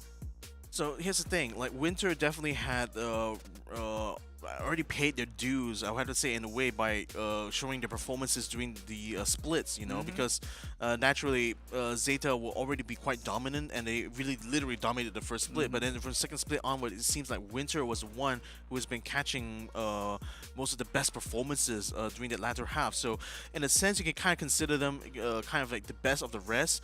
But I feel that being a little bit new does give them that little bit of an X factor in a way. There's a bit of an unknown as far as some of the other more established teams go when it comes to Winter itself. So, the thing is that if I were in Zeta Division 0's kind of shoes, I definitely would not underestimate them. Given that they've been able to dominate the second split, shows that they're still a very capable team, so anything can still kind of happen on their part. Zeta Division 0 still cannot afford to think of this as just going to be a walkover. They still have to literally play their best here as we go into the selection of the brawlers here for match number 2. Yeah, this is match number 2. The same set of modes, the same set of maps, but this time it's Zeta Division 0 and Winter, and we are in the banning phase. Just prediction. How are you gonna rate this team? How are you gonna rate the score, like this matchup itself? Again, it's gonna be kind of hard to say without actually seeing the two of them fight against each other. But like I said, in terms of like Winter's kind of past performance in the split, I feel they will stand a decent chance of getting a few games off of Zeta Division. It's just that, are they going to be able to go that distance to get to that final map there? Because Fluffy, had some early had an early win in the first round, but that was really down to Zeta Division 1 kind of faltering a little bit. So I think like for Zeta Division 0, definitely would have been kind of watching that and I think it will fit the theme quite well for how dominant Zeta Division is as a squad to kind of like start dominating for the get-go. So Winter just needs to show from that first match on that, you know, there's still going to be a very tough opponent here for Zeta to show that, you know, Zeta cannot let down the guard, cannot let the foot off the proverbial gas at any point in this game.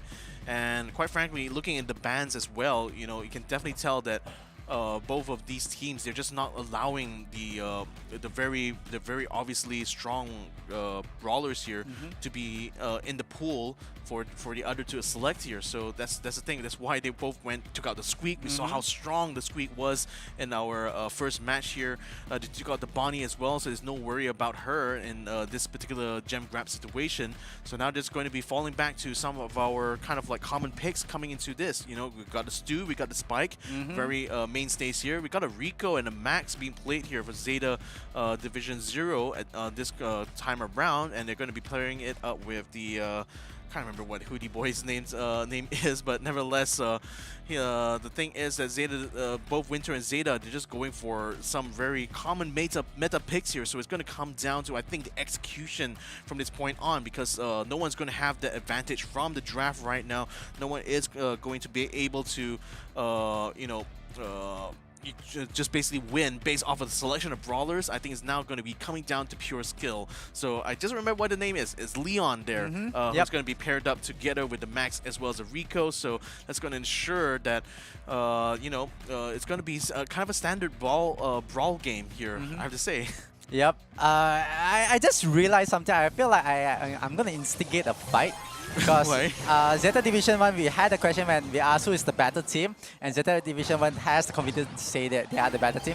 But what if Zeta Division 0 win this series? I'm going to ask them that same question, and they're going to say that they are the better team. Then we have to see who is the better team. But before that, we have to see who will win. Zeta Division 0 will be playing from the blue side. Meanwhile, Winter will be playing from the red side.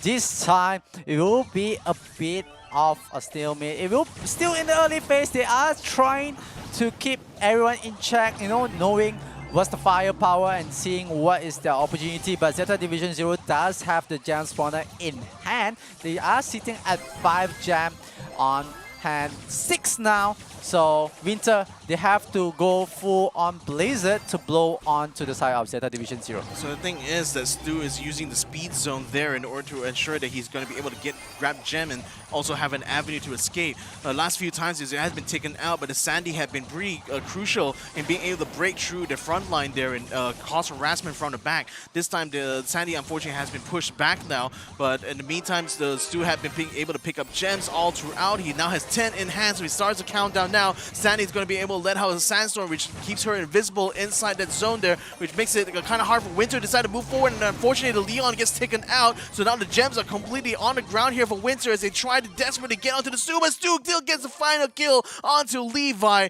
So that pretty much ends this first stage of the map right now. And Zeta Division 0, like I said, if they're going to be able to make a big splash here, it's going to be by dominating this first map itself. Yep, definitely Zeta Division 0. Domination is in their name, as they are the Titan. Can Winter, you know, be the Mikasa, be the Aaron to slay this Titan?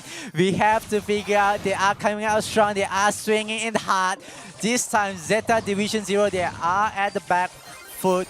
Does have one, but Levi sitting quite low. He's going to it's a wide very single onslaught. And then now it's a 2v1, and the Choppy is going to be the one taken out on the right-hand side, so that might open up an opportunity now to try to gang up onto Stu. He's holding on for dear life, but unfortunately he loses his life and his gems, which are all being stolen by Levi. So now Winter are holding all of the gems that have been collected so far. This is going to be the best position they've been all game long. Now Zeta Division 0, they're going to be losing the Spike once more. Look at the Leon. He's doing so well, flanking in from the right-hand side. It's causing so many problems now to Zeta Division. Now finally, you do get the speed zone down, so there's a bit of an escape avenue there, but look at the shots coming in from left, right, and center, and Stu falls down yet again.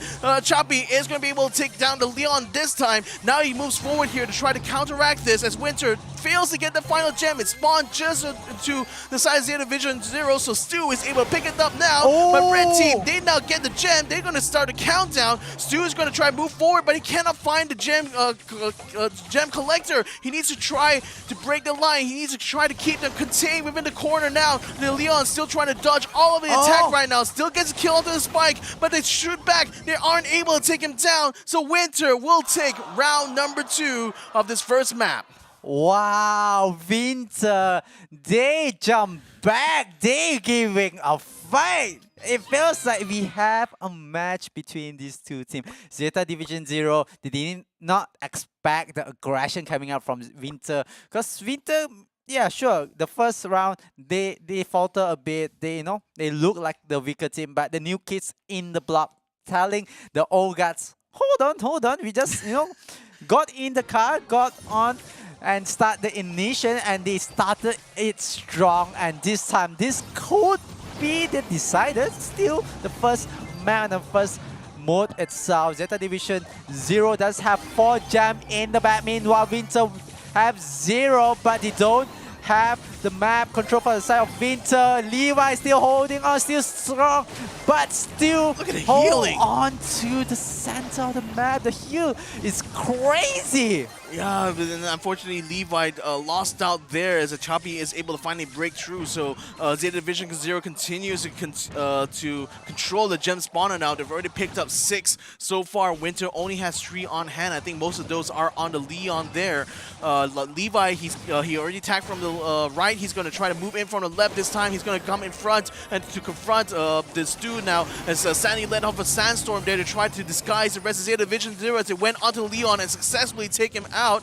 But now the Max is still trying his best now to try to find the Stu from behind here, but he's going to become in competition with Sandy. He does take down Sandy, gets 2 gems on the ground there, and that's going to allow the Stu to move forward, pick up the gems, and try to hide away inside the grass. The timer is still running down. The Leon is still attempting to try to regain his gems, but Choppy is going to be able to pick up all 3 of them. Levi moves in, only get popped off completely immediately there by the Spike and the Sandy. The timer has run now. Zeta Division 0 has taken the point and now are winning the first map. Yeah, Zeta Division 0 picking up the momentum, coming back. That is the first map in hand for the side of Zeta Division 0. Winter still have a chance.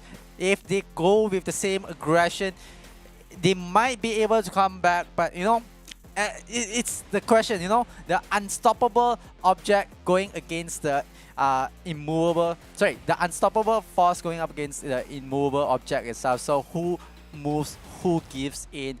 That's a question for everyone. That's a question that I'm trying to figure out. Like, can Winter, second round itself, it looks like they are so strong. They are able to control the movement. They are able to read out the game plan from Zeta Division 0. But meanwhile, in round number 3, they answer back. From the side of Zeta Division 0, they are able to tell them, okay, you guys gonna play it that way. We pull out a different shade. We pull out a different formula to go up against you guys, and we are able to defeat that. And that shows that Zeta Division 0 experience pace. Yeah, and again, the recovery there, even though Winter had a resurgence in the second round of that map there, it still shows that Zeta Division still is able to win out, in this first round itself. But I think Winter, for their part, have already done an important thing here. It was just to kind of show Zeta Division that they're not going to be kind of walkovers here. They're still going to be able to fight tooth and nail, and they can still win rounds here. It's just a matter of them being able to find some good execution on those kind of lineups that they have. Because I have to say, like, draft-wise, things were kind of even between the two. So it still had to boil down to how they make use of it. And Winter did very well in being able to find ways to kind of break into the back line in order to provide harassment, and that goes to show that they still are able to make moves on the map there in order to try to catch out Zeta Division 0. So 0 now knows that this is a team that we have to constantly bring up a situational awareness about, because they cannot afford to allow like the Rico to just break into the back line, and it caused so much problems for them while they're trying to defend the gem spawner at first. But then now that we're going into the Brawl Ball round here, I think that draft is going to be ever more important this time around, because they don't want to have another situation like we saw with Fluffy, where quick back-to-back rounds there just completely broke their momentum absolutely, and made it so hard for them to be able to recover from preceding rounds. So I really hope that the next map is going to be a lot a close Brawl Ball match here between Winter and Zero, because that will definitely give a lot more hope now for Winter to be able to take this to a 5th game decider. Definitely. I feel like Winter, they have everything in hand to do it, but Zeta Division 0, they are a stronger team. They are like, the wall itself, but at the same time we can't put them at the end where they can't attack. They are able to bounce back. They have like a whole file full of strategy that they can pull off. Alright, this one doesn't work, out of the book, in with the new one, go with a different game plan, go with a different strategy, and sneaky fields, Brawl Ball. We have seen how Fluffy, as you said, the momentum shift, the tempo change, the momentum breaker. Will this be for Zeta Division 0, or can they hold on to the domination that they have over Winter or the new kids in the block? They show that we know how to kick the ball, we know how to hold the ball. Who is the better footballer, especially in Brawl Stars? We have to find out. Winter against Zeta Division 0. They are still picking up their brawlers, but Zeta Division 0 with a very... The multi, I think we talked about the multis before the show. Like, Yeah. it's not... I wouldn't rate multis rate B grade or A grade, like how previous few metas back, like he's so strong. But right now it's like he sits on the baseline of C, grade C and grade D. Like he's able to do it, but then it feels like underwhelming. This brawl is The thing quite is, underwhelming. yeah, the thing is, Mortis needs to be paired with a brawler is going to be able to support him quite well. I think the more successful kind of lineups I've seen has been Mortis paired with a Byron, because while Mortis has a lot of mobility, he doesn't really have a strong health pool to begin with. So having a Byron together allows him to receive heals while he is able to push aggressively. But now that Byron's being kind of nerfed, and especially in the Brawl Ball round, you don't necessarily want to allow brawlers through that are able to move across the map very rapidly. But the thing that kind of surprises me in this draft is that they did have the foresight to ban out the Janet, but it didn't ban out the Bonnie. So that's going to allow Winter now to take the Ems and the Bonnie together, and I think that might be a slightly stronger lineup than what we might have on Zeta Division 0's side. Because even though the Sandy had been a very good pick, but it's often a very sneaky kind of like play that she has to kind of play using the Sandstorm. And that really boils down to whether or not the Byron and Surge are still going to be able to play. So, oh my goodness, Ems is already so good at area denial on her own, and the slow and the poison damage still plays a huge part. But Squeak has been so strong in this meta so far, and Winter has just been able to pick that up. So might have been a little bit of a misstep here from Zeta Division 0 from not banning out the Squeak at all here. Man, this is going to be quite interesting here, because I would say draft-wise, Winter may have a good opportunity here if they can actually play the cards right. But, the thing I worry about them, especially after that first map, is the execution sometimes doesn't seem to have worked out well for Winter in the past. Nevertheless, though, ladies and gentlemen, let's go ahead and jump into this Brawl Ball map here on Sneaky Fields. The grass is really tall, it's really thick, and it's making it quite difficult for Winter to be able to spot them inside the ground. But nevertheless, though, the Byron and the Surge continue to try to hold the line, but then they have to watch out for Bonnie, though, because once she gets a super, that means she's going to be able to move up forward. And then speaking moving forward, a Choppy is going to be able to bring the ball straight up. They need to try to take it on his Squeak, but look at the amount of spam he's able to do there. Unfortunately, he does get taken down, but the Surge does come out just in the nick of time now, but now gets completely plastered by the Squeak here, and gets taken out as soon as he got out of the goal zone. Now, the Sandy is going to try to get him in front there, trying to get onto the ball and trying to charge partner with Super, but look at the Bonnie, jumps in straight away, picks up the ball, comes in from the side there, has it completely wide open, shoots it, and scores for Zeta Division 0. Yeah, that's a cheeky one coming from the side for Bonnie, but Zeta Division 0, they are playing for the blue side, meanwhile Winter will be playing for the red side. Oh, that's a good one to take down the Squeak, but you do lose one, that's a trade-off, but Levi sitting quite low, he has to be careful, it will be taken down, but Chape Levi has to back off. Meanwhile, we do see the Bonnie will hold on to the possession, they will try to reset their brawlers, same time the Squeak is back in the game. What will they do? Meanwhile, for the side of Winter, they do have all 3 brawlers in hand. Choppy joining in again. The ball is still in a neutral position. It is slightly in favor for the side of Zeta Division 1, but here comes the aggression, here comes the attack. Can the Squeak hold on? He will try his best to hold. It's trying! But Levi will score. That's the equalizer. We could be seeing overtime, 35 seconds left on the clock. This is the time for Zeta Division to put on the aggression, but Winter as well has amped out the aggression. Achapi will be taken down. Meanwhile, the aggression is still coming on. The Squeak will be able to zone out some of the brawlers from the side of Winter, but the ball is still in neutral. They might be forcing this to overtime so that the field is clear out. That's a good corner. No, the surge. Levi, oh no! Yeah, the Surge just moved in aggressively there to try to take him out, and now he has possession over the ball somewhat because it's stuck in that corner. Now, the thing is, when Zeta Division 0 is going to be able to come out just in time for overtime here, and the Surge unfortunately had to fall back. But now with less obstacles on the ground here, the M is going to be a little bit less effective right now, so the Squeak has to really be able to coordinate this quite well together with Bonnie in order to try to keep the rest of Winter held back. But the thing that's going for them right now is that they do have the goal advantage. They do have the ball being on their side of the pitch here, so they just have to find an elimination here on the side of Winter so they can get the ball rolling down towards the midfield. But unfortunately, the Levi moves forward there. He's going to get picked up. Unfortunately, as a Squeak managed to stick a couple of good rounds onto there. Now Bonnie picks up the ball. She brings it out to the center of the field now. They try to go for a kill here on the Byron. Only managed to bring him down to 672. One last shot there, but Bonnie takes him out. But unfortunately, she gets killed within the sandstorm. The ball is now being sent by Winter. It's a little bit open as it passes between Levi as well as Sandy. They try to pass it forward, but Sandy gets picked off though before she's able to kick it to the goal. And now the time is going to be running out here, and it's going to be all over. It is a 1-for-1 tie between Zeta Division 0 and Winter. Yeah, a tie coming out, especially after overtime.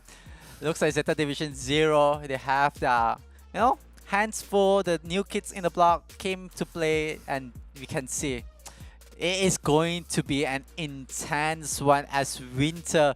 They will try their best. There is a good one trade from the side of Winter. Meanwhile, Zeta Division 0 does have the ball in hand. They do have it in their advantage. Slight advantage, I would say, but not a big one. Has to be a bit more careful as Winter. They are back. Oh, that's a good pick-off. Can they go for more? Is that the window of opportunity? Are they going to go put on the pressure, or are they going to hold on as the previous round? Yeah, so the thing is, they're both just kind of like trading shots off of each other, but not really getting pickoffs until just now when the Bonnie managed to take out Levi the Surge. Now they try to move in onto Sandy, but that's going to be forcing out the Sandstorm on her part, but she's not able to take advantage of it. She gets taken out on the goalpost. Levi comes out now, but soaks up so much damage from the Squeak as the Byron tries to flank around it to take out the Bonnie. Successfully takes one down. A Choppy very, very low, gets picked up by the Byron as well. The assault has completely faltered here for Zeta Division 0, as now the ball is going to be moved down away from where the Squeak is. Squeak is desperate to try to get back in position, but fortunately Zeta Division 0 just comes in the nick of time to cut them off before the striker is going to be able to get the goal done. So back into the places right now. Levi getting behind a Choppy man. He's going to be able to take one down, and now he's going to try to bring the ball forward here. He does get elimination onto Bonnie's own form as well, but Squeak luckily was at the goal, kicks it out into the open, and saves this round here for Zeta Division. This is the most intense Brawl Ball that I've ever seen. Brawl Ball has always been a fun mode, but coming from Zeta Division 0 and Winter, nothing fun is fun. Everything is going to be intense. They are able to clear the floor Now, Zeta Division 0, what will they do? They still have 30 seconds to go for overtime and try to, get that one lead and win it, But they have to be careful. We have seen how Winter is able to, go up against the aggression and defense. But they are looking for the opportunity. A Chappy will go down, but it's quick. That's a good cross, and that's a goal. What a score! 5 seconds left on the clock, and the timer comes down as a normal timer. Oh. Wow! Perfection from Zeta Division 0 on the dot. There was a little bit of a luck involved there because the position was just nice, but they saw the opening pass and then another pass there to the goal.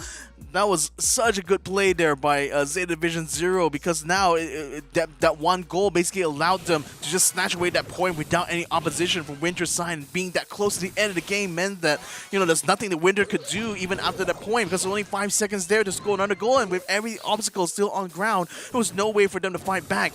So a good win there for Zeta Division 0, but now they need to be able to bring this down to a home run here because unfortunately Winter managed to get their Sandy slipped all the way to the back of the line there. The ball is still going to be on the top end of the map right now, so Winter still has possession. Now Sandy's going to use the Sandstorm to try to distract from the back. That's a good stick there by the Squeak. Now Bonnie is going to be a launch for it, passes on to the ball, and they managed to score the second goal. That's the first goal here in order to confirm the lead right now in this second round. Yeah, Zeta Division 0. It feels like the way they play, it kind of breaks the momentum, the morale from the side of Winter. You can see the gameplay coming from the side of Winter is slightly different. They are less aggressive, they are less upfront towards the side of Zeta Division. But what a kill onto Levi. And there you go. He does have the ball, but a Chappy, that's a good shot. No, a Chappy, don't drop it. It's on the line. We have to, if we have replay or we have VAR in real football, we would like to take a look at that again, at how Winter, they are able to hold on. But Levi going in strong, will be able to take down a Chappy. A Chappy has to go for the reset. Meanwhile, for the side of Winter. Oh, there goes again, Levi once more. But the ball, no one keep the Squeak in check. What?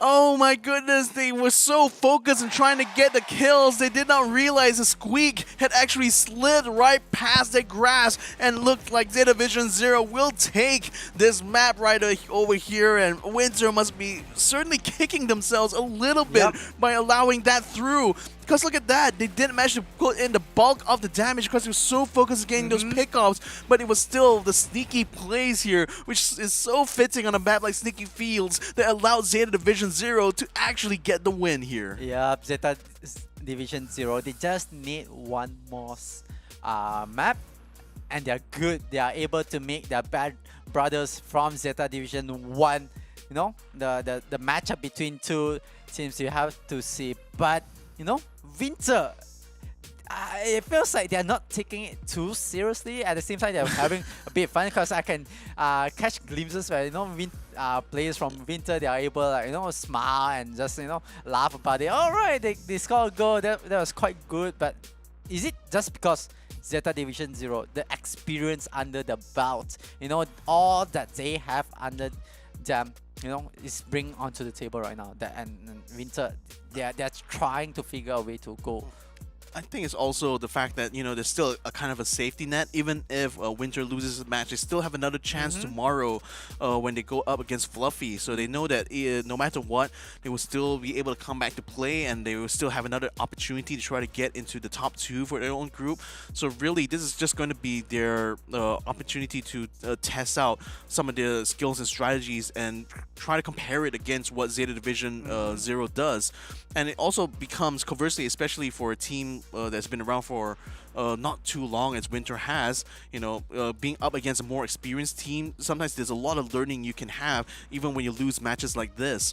So I think they're going to realize very quickly that when it comes to Brawl Ball, the priorities will always have to be on the ball, not necessarily on getting the kills on the brawlers, even though that is important. You do want to have that man advantage so you can quickly make quick progress, but sometimes you just with a team that's strong, you have to kind of chip away at things here.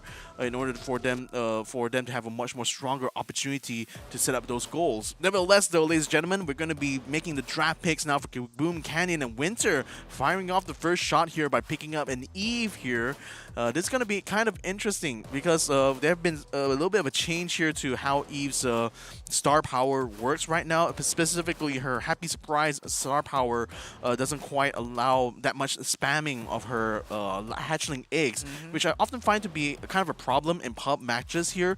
But I think like when it comes to competitive play like we have in this Snapdragon Pro Series, the typical way I've seen Eve being used here is to kind of like overcome water obstacles, and Kaboom Canyon does have two very prominent water hazards that Eve can basically skip over that point. So I wonder if Winter's kind of strategy revolves around taking advantage of that specific kind of gimmick, or will Zeta Division 0 have a good answer to dealing with this? Because while the bans did manage to target the Bell and the Piper as well as the Lola, and also getting the Squeak out of the game here, that actually left the Bonnie open here to be picked up, and that could be an important one in Kaboom Canyon, where if she does get her super, she's going to be able to leapfrog her way directly onto the safe, and that makes it a very unsafe situation for the defending team.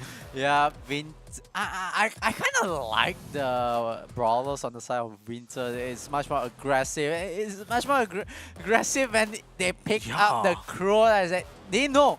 All right, the last map we went for the brawlers. You know, we set our eye focus on the brawlers for the side of Winter. You know, they have their eyesight, and then, you know, they let the goal in. But this time, we have an objective. Just jump to the back line, Hail Mary, put all the damage, because damage output is there, mobility is there for the side of Winter, and Zeta Division 0, they have to recognize this. They have to address this. Are they going to play defensive and defend this, or are they going to go with the same aggression? But the draft, the lineup, the composition from the side of Zeta Division 0 doesn't really show the aggression as much as Winter.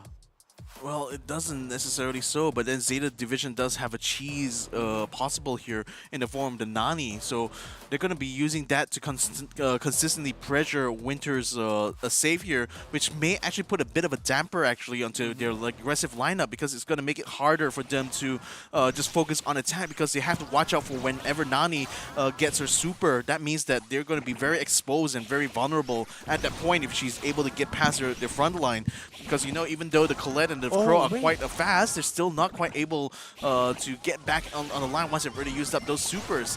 Now the thing is, for the moment though, they're just keeping it very tight and civil here. The Eve unfortunately will get picked off though. Is not able to use a super, but they do get a trade in for the Byron. Now they try to use the homing missile, and actually it gets past the line, completely bypasses Zeta Division 0 over here, and looks like they really weren't able to just counteract that at all. I didn't quite see if the Nani was able to capitalize too much on it though, but look at that, the save is actually taking a bit of damage there, so I wonder if they just basically not really focus on that too much. They're just consistently trying to keep the pressure on the front here. Colette is going to get caught up in a little bit of a trouble here, but look at that, the Bonnie is going to get picked off by the Crow instead, and now that's going to allow the Bonnie to continue to stay up in front. Now Bonnie moves in onto the Byron there, keeps his health low. That's going to allow the Colette to be able to collect some damage onto the safe right now. Achapi is going to jump right in front there, puts in his damage there to put it down to 50%. Does finally Achapi gets taken down. Eve is able to defend in the back line in the meantime though, in order to take out the Nani, but not before he's able to take the save down to 77%. So finally, I think Zeta Division 0 is going to be able to get things under control now. But with Achapi continuing to move forward here, keeping the aggression going, they just have to keep an eye out for that Nani, because again, those kind of cheese strats can prove to be a big detriment to the side of Winter. But for now, Winter is the one lagging slightly behind, but they had to watch out for Bonnie. Bonnie has already used her super to get herself all the way to the back line now, putting pressure onto Achapi to ensure the Crow isn't going to be able to keep defending there. But look at that, they just go straight onto the safe, pops it completely, and Winter unfortunately loses this first round. Yeah, Winter, they dropped the ball, but I just realized it's actually Zeta Division 0. They Yeah. were playing the hyper aggression lineup. They had the Crow. They had everything to throw onto the side of Winter. And Winter, now the question is reversed. It's like Yeah. how are they gonna, you know, address this hyper aggressive lineup from Zeta Division 0? Are they gonna, you know, stick as 3-man, or it defeats the purpose of the Nani, because Nani wants to go to the save, he wants to teleport all the way there to, you know, try to deal as much damage, but it's a team like Winter. They have to go for the reset. Meanwhile, for the side of Zeta Division 0, they are just, you know, happy-go-lucky, standing by the river. We are able to chuck as much damage as we want. We'll try slowly but surely, you know, chip the damage onto the save, and it's at 79%. Meanwhile, with Zeta Division 0, they still have 100%. Winter can't even make it past the river. Yeah, this is really, really tough here for Winter, but finally they're going to be able to make a little bit of a breakthrough here thanks to Bonnie coming in, but unfortunately Choppy takes her out. Levi now just moves forward there to put a little bit of chip damage onto the save, but the thing is that Winter's own save is at 69%, so they can't really afford to be too aggressive at this point. Trade outs there, Byron for the Crow. Unfortunately, Levi is still very, very low, so he's going to be next on the chopping block as the Eve is going to be able to pick her out. Now the Bonnie moves up into the center, but unfortunately has to move away there to try to defend because she unfortunately is going to get slaughtered there if she stays inside the grass for too long. But now faced with the fire coming from both the Eve and the Crow, she's not going to be able to survive for too long though. Winter has to fall back to defend now. But then Zeta Division 0 just needs to take this little bit of a time to try to recharge the health points, while the hatchlings are going to be sent forward here to continue to bring chip damage onto Winter's save. It's going to be down to less than 44% now, and they're already putting a massive amount of pressure onto the red team. Winter is still not able to block all of these shots coming from across the river, especially from both the Colette as well as the Eve. Yep, Zeta Division 0 just needs to hold this line. 25 seconds left on the clock. Winter, they need this to survive. They have to hold as much as they can and go for the damage, but it looks like it's all over. Hail Mary coming in from the side of Winter. 8%. 71% for the side of Zeta Division save, and that's 0. That's match and over. It looks like Zeta Division 0 clean as the whistle. Well, not for the first set, it's the first mode itself, but you know, they still pick up the momentum. They are able to turn things around, and they have finally denied Winter and telling them it is still summer. Hold on until the winter month, and then, you know, you come back during the winter month. But now it's still summer, and Zeta Division 0. Here's a question now. Zeta Division 1 or 2?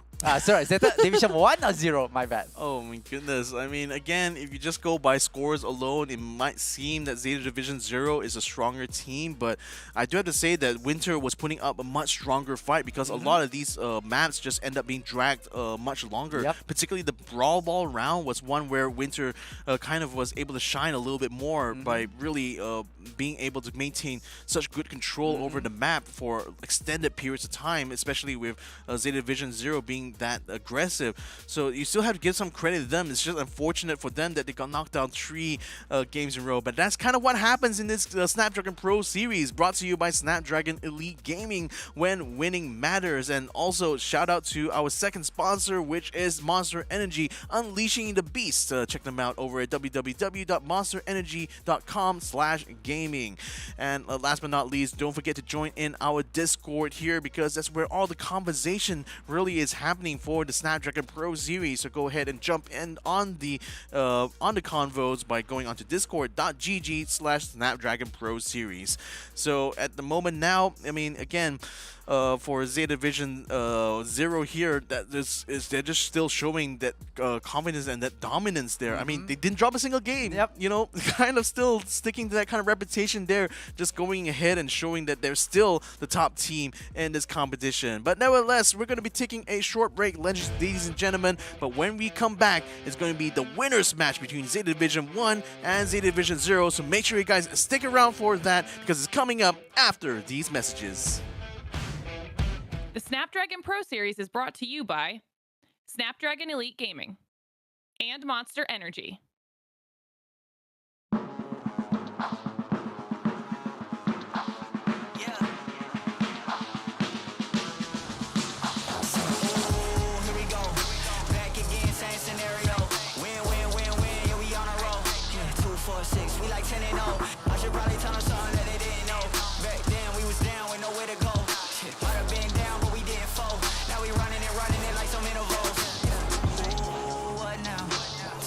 see when you look straight up like, wait, who us now? What you gon' do when we pull up on you like, ooh, touchdown. You already know what it is when I come through you. Ooh, shut down. Say, ooh, shut down. Say, ooh, what now? Tell me who you see when you look straight up like, wait, who us now? What you gon' do when we pull up on you like, ooh, touchdown. You already know what it is when we come through you. Ooh, shut down. Ooh, shut down. Ooh, give me that crown. I need that now, right now. Ooh, don't make a sound. This is my time. You hear the crowd. Yeah, we need that rain. Me and my team. Deja vu. This here a dream. We done all seen 100 times over back when we was just teens. Now we going dumb. Told them we the one. They would count us out. Now we counting up the funds. Now without a doubt, they be throwing other ones. Like they was always rapping. Can't believe them if you want. Now they show love. Came with a dub. It is what it is. It isn't what it was. They all love to hate when it don't work out. Tell you that they always been down when it does. Look. Say, ooh, what now? Tell me who you see when you look straight up like, wait, who us now? What you gon' do when we pull up on you like, ooh, touchdown. You already know what it is when we come through you. Ooh, shut down. Ooh, shut down. Say, ooh, what now? Tell me who you see when you look straight up like, wait, who us now? What you gon' do when we pull up on you like, ooh, touchdown. You already know what it is when we come through you. Ooh, shut down. Ooh, shut down.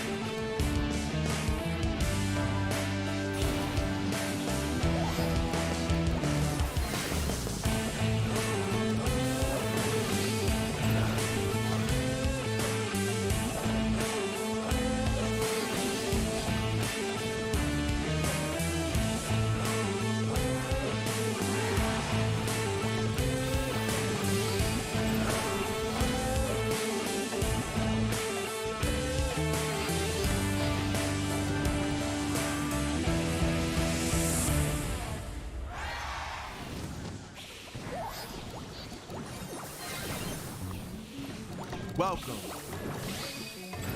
to the place where dreams come true. Where everything you want can be yours. If and only if you're willing to work for them. You're willing to hurt for them. But most of all, you're willing to be first for them. Look, I'm going straight to the top. I don't know how I would stop, like it or not. I got some goals. Heyo everybody, and welcome back to the Snapdragon Pro Series, because we're here for our final match for today. My name is Victor Cax. Joining me here is Adrian, aka Ooh the Magical, and we're gonna be bringing you guys the winners matchup now. I mean, what do we kind of expect coming to this? Zeta Division 1 is going up against Zeta Division 0 in this winners final, and I just got to say though, this is definitely the most ideal condition here, ideal situation I have to say for Zeta Division as an organization, because both of the teams showed they're still able to step up the challenge, and now like either way, you know, one of the Zeta Division teams is going to be coming through into the top 2. Yep, definitely. Who will it be? 0 or 1? We have to find out. It's going to be on the line, especially like for Zeta Division 1. They have a lot on the line because they have running on the different lineup. But we do have information that we will be having an interview with Zeta Division 0, and it's going to be Tensai. Congratulations, Tensai. How are you?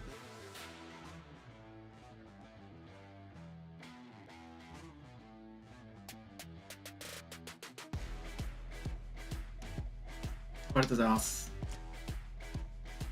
I think we do have a bit of まだ technical difficulty, but I do have a 1試合目な question. ので、次が大事なんで頑張りたいと思います。 Okay, so I guess we're just gonna continue on. So, first question off the bat, Adrian, off to you first. Same question to Zeta Division 1.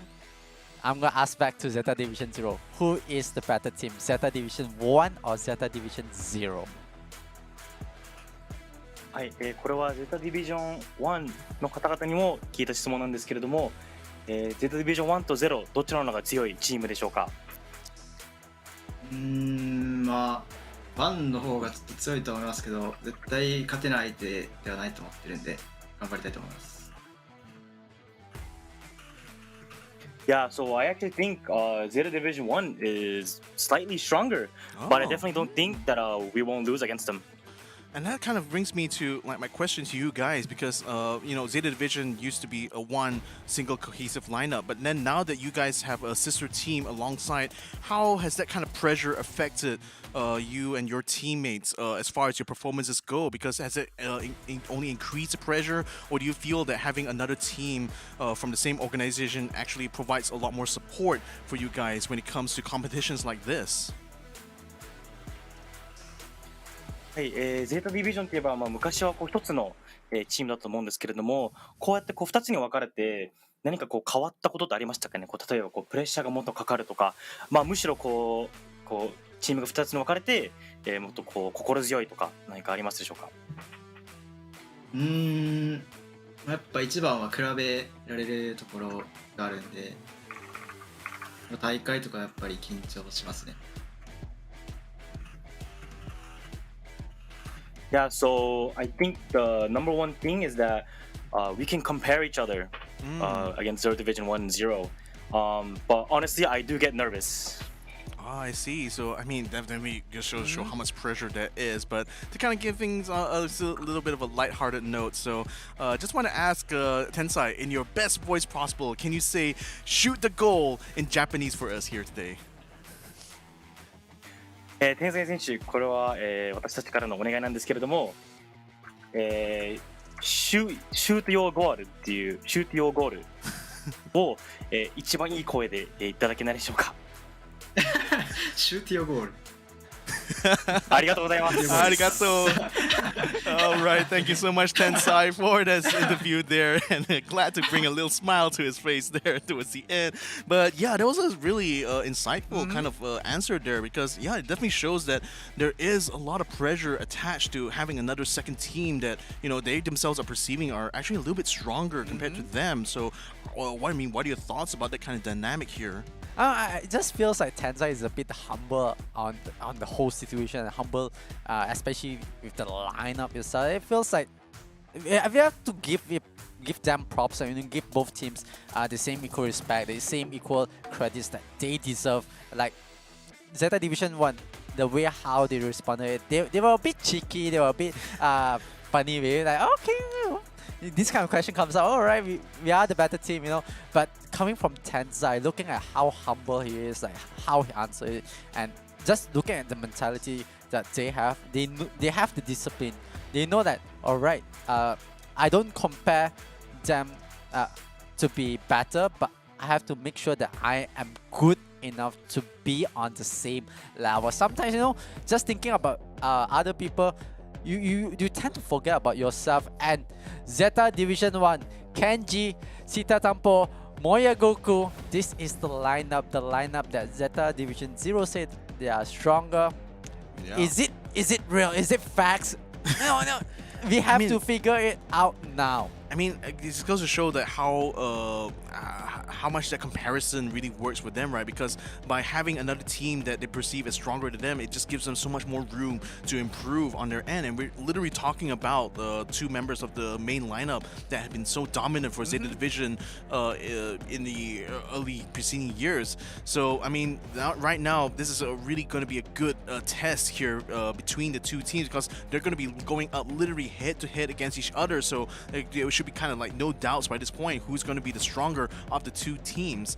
But nevertheless, with Zeta Division 0, I would still feel that they have a very good chance of actually making some good plays here, because knowing how strong they are, they will not basically falter or even throw any opportunities to get in those plays and to get those wins. So I'm still very hopeful that Zero will continue this trend here. But then again, going up against their own sister team is going to be probably the hardest battle that Zeta Division is going to be experiencing here. Literally a fight against each other. Yep, and I just have one question for you, Victor. Who do you support? Especially both these coming from the same Zeta Division, is the difference between 0 and 1. Like, I don't know, it's like both of them have the capabilities, both of them has potential to win, but I feel it's going to be very, very on the line between these two teams. I mean, okay, so on a personal level, though, I really want to see Zeta Division 0, mainly because it's like two of the members who have been quite core in the original lineup are still inside that group, and you know, given that their whole dominating run was kind of like my first opportunity to cast Brawl Stars with them in the mix, you know, has certainly brought a lot of nostalgia for me from my end. So I certainly, in my heart, I kind of like really want to see them succeed. But you know, we kind of have to acknowledge the fact that, you know, there's a lot more pressure involved in this specific matchup here, given it's a sister team that Zeta Division 0 is putting a lot of respect into. So I kind of feel that in that kind of sense, Zeta Division 1 may actually have a slight advantage here compared to their like sister team here. So that's just speaking on a kind of confidence-based level. I mean, statistically speaking, still Zeta Division 0 is the one coming in here with a clean win-loss record here. So I don't know. It can be a bit of a toss-up, but I would say ultimately my heart is still with Zeta Division 0. Okay. I think for me, I'll play the devil's advocate, and I'm a simple man. And seeing how Zeta Division 1, they're just being cheeky on the interviews, like, sure. Yeah. They won me over. It's simple to win me over, and the moment how Kenji just, you know, we are the better team. We know that we can beat them, and they have to put their words on the table right now. They have to show it. Because if Kenji come back what he said, just imagine the moment they had a meeting, the post-mortem between these two teams. Like, so Zeta Division 1, I can imagine the team manager, you guys are, you know, trying to say that you guys are better, but how you guys drop to, you know, your sister team or your teammate in same division. I'd love to be a fly on the wall in this kind of conversations, don't you?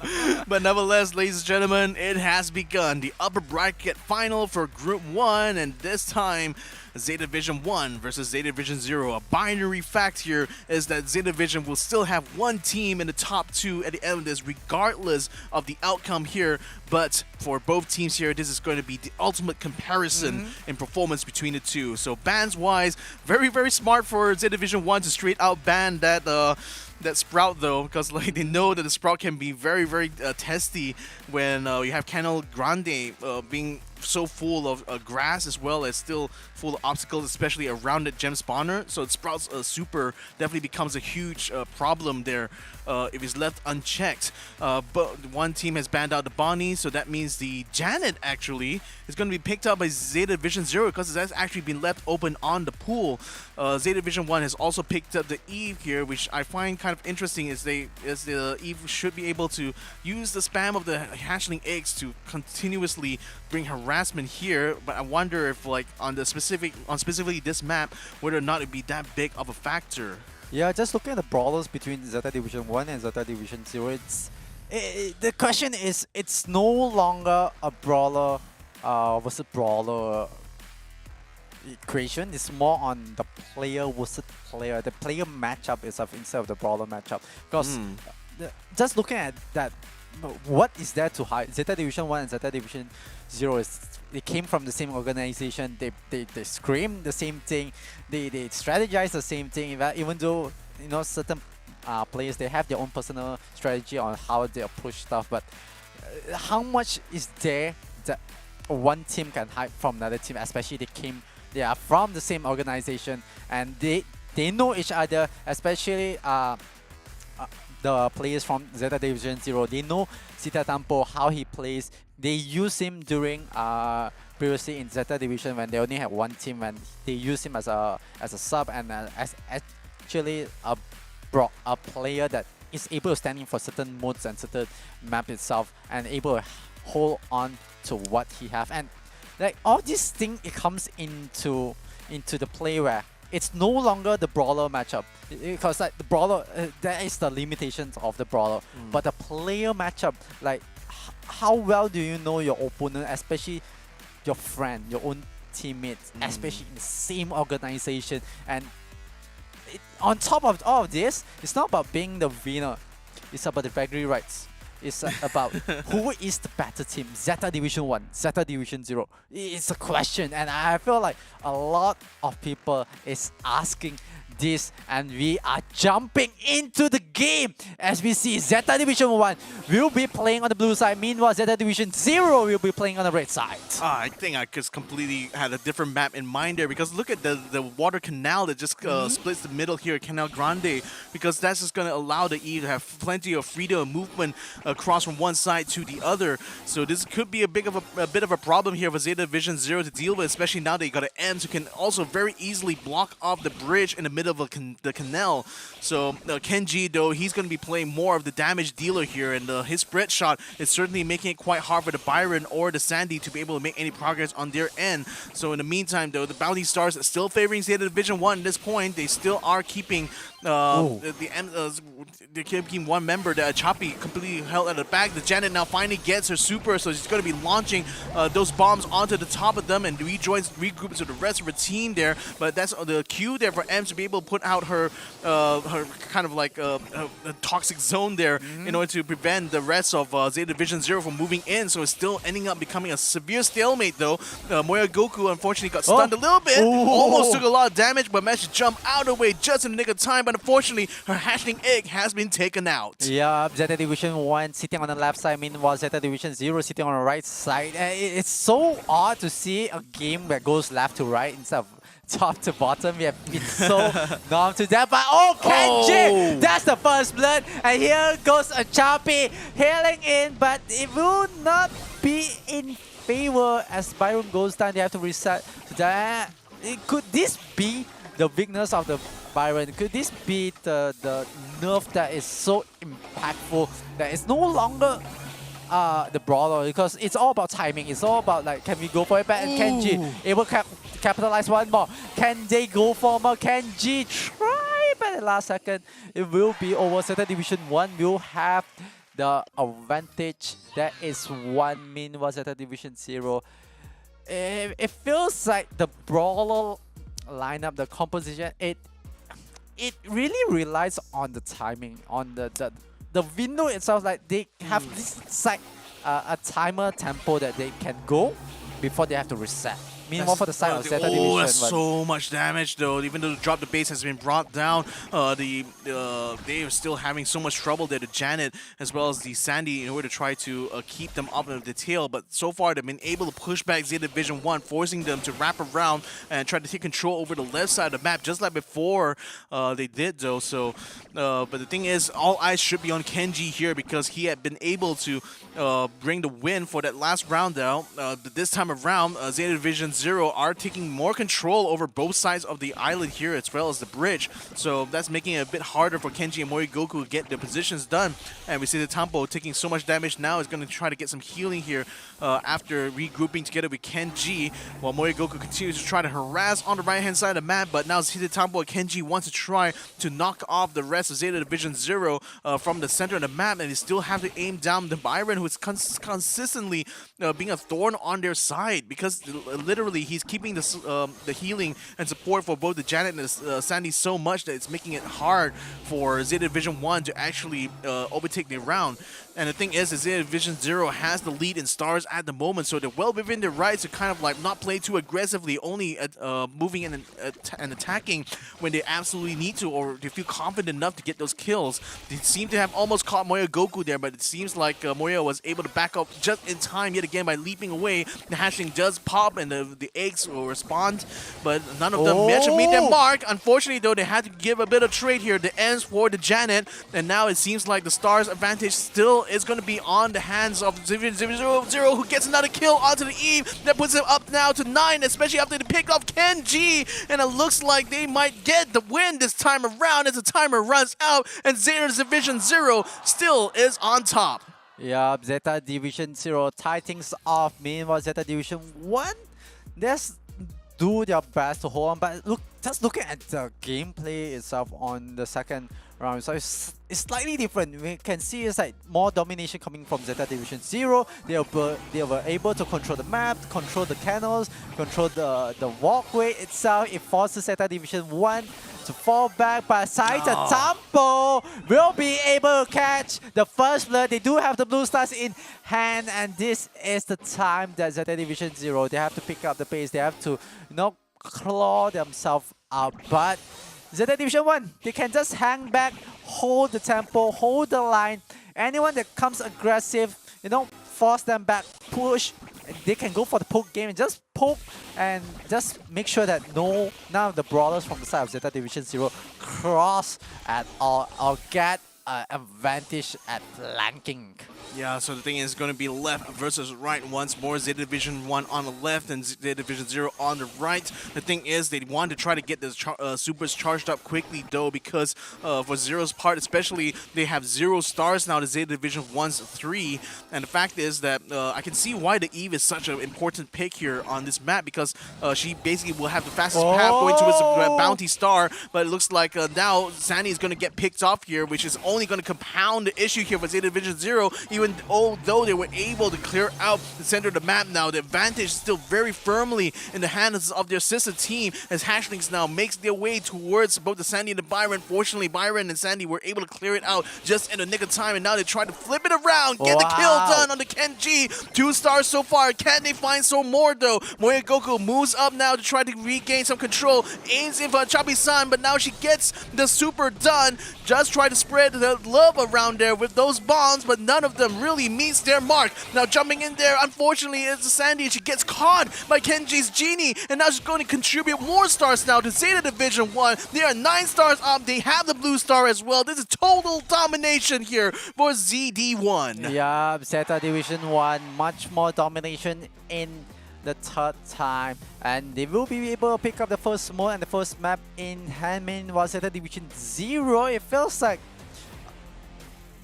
they try to force they try to force the win, they try to force the equation, they try to force something out from the side of Zeta Division 1, and Zeta Division 1, it feels like the number 1 got themselves the first point on the map. And definitely Zeta Division 0, they have a lot to do, they have to climb a lot. And I was just thinking, just looking at when we play from side to side, on left to right, compared to top to bottom, it might be a slight mechanical to that. It's advantage for the left side, because the moment that you have your thumb on your movement button on your left, you're basically on top of your own brawler. Meanwhile, you can just attack on your right, and you're able to have a clear view of your enemy.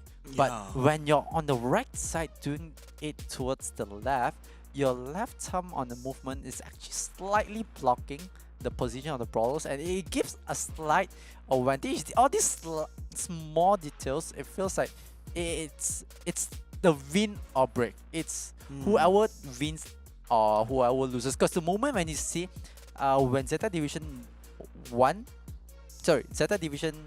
0 was on the left side, when on the second round itself, they were a bit more dominant. The way how they play, they were pushing down. They are able to see the brawler side from the Zeta Division 0, and they are able to do more of a hook, more of the poke, and try to deal damage out. And I feel like the small details from that, it slightly changes how the whole game is, especially on Cannon Grande.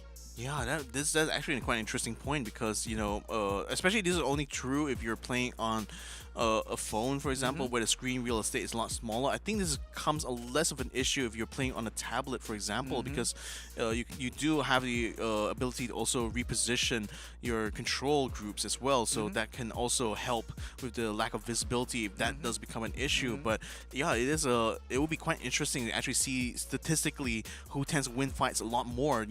Teams who decide to concentrate on the left side of the Grande or on the right side of the Grande. Yeah, this will be certainly something worth investigating, I guess, in the future though. But we're going to be going on to our next map now, coming into this, and I have to say Zeta Division 1 certainly has fired a very strong first shot now to Zeta Division 0, which frankly just really speaks to the level of confidence they have, because I can imagine that especially even when the draft, speaking of the draft as well, right? Because I don't know whether Janet is really a good pick in this kind of situation, because it feels like her super is very easily dodged in a lot of fight situations here. So I kind of feel that she only can really come in her own in very specific contexts, not necessarily on a map like Canal Grande maybe, but maybe things might change around here as we enter our second map, which is going to be Split. This is going to be a hot zone map, so you know that you still need to be able to ban out the Sprout here, because Split naturally does have a wall in between. It does naturally have a lot of grass in between that splits the two hot zones, and it's been known for favoring a lot of Sprout players to literally take advantage of the grass to try to block off entrances though. But another very important ban I think that Zeta Division 0 has really done here is take out the Squeak as well. So they're just really focusing on limiting the amount of area denial, brawlers that are able to provide area denial here. So Zeta Division 1 is going to be forced here to pick up the Rico. It's literally the only option they have left here in order to try to build some, have some defense around the chokeholds here. So in the meantime, Zeta Division 0 picks up a Stu. I think that's going to be a pretty sensible decision, given that they need to have one brawler that's going to be able to provide, that's able to quickly dash around and have a lot of movement speeds, particularly if they will carry the speed zone gadget. Then the Stu will be a lot more impactful as a support here. Nevertheless, though, it looks like Zeta Division 1 still going for that Janet, and I just wonder, what are your thoughts, though, about this specific brawler? Because, again, like, I kind of feel that when she has the super, granted, it does cover a large enough area that, it can become quite viable in situations where the brawlers will be a little bit more static, but I kind of feel like on dynamic situations like what tends to happen in hot zones here, maybe the Janet might be a little bit more effective in this map here, do you think?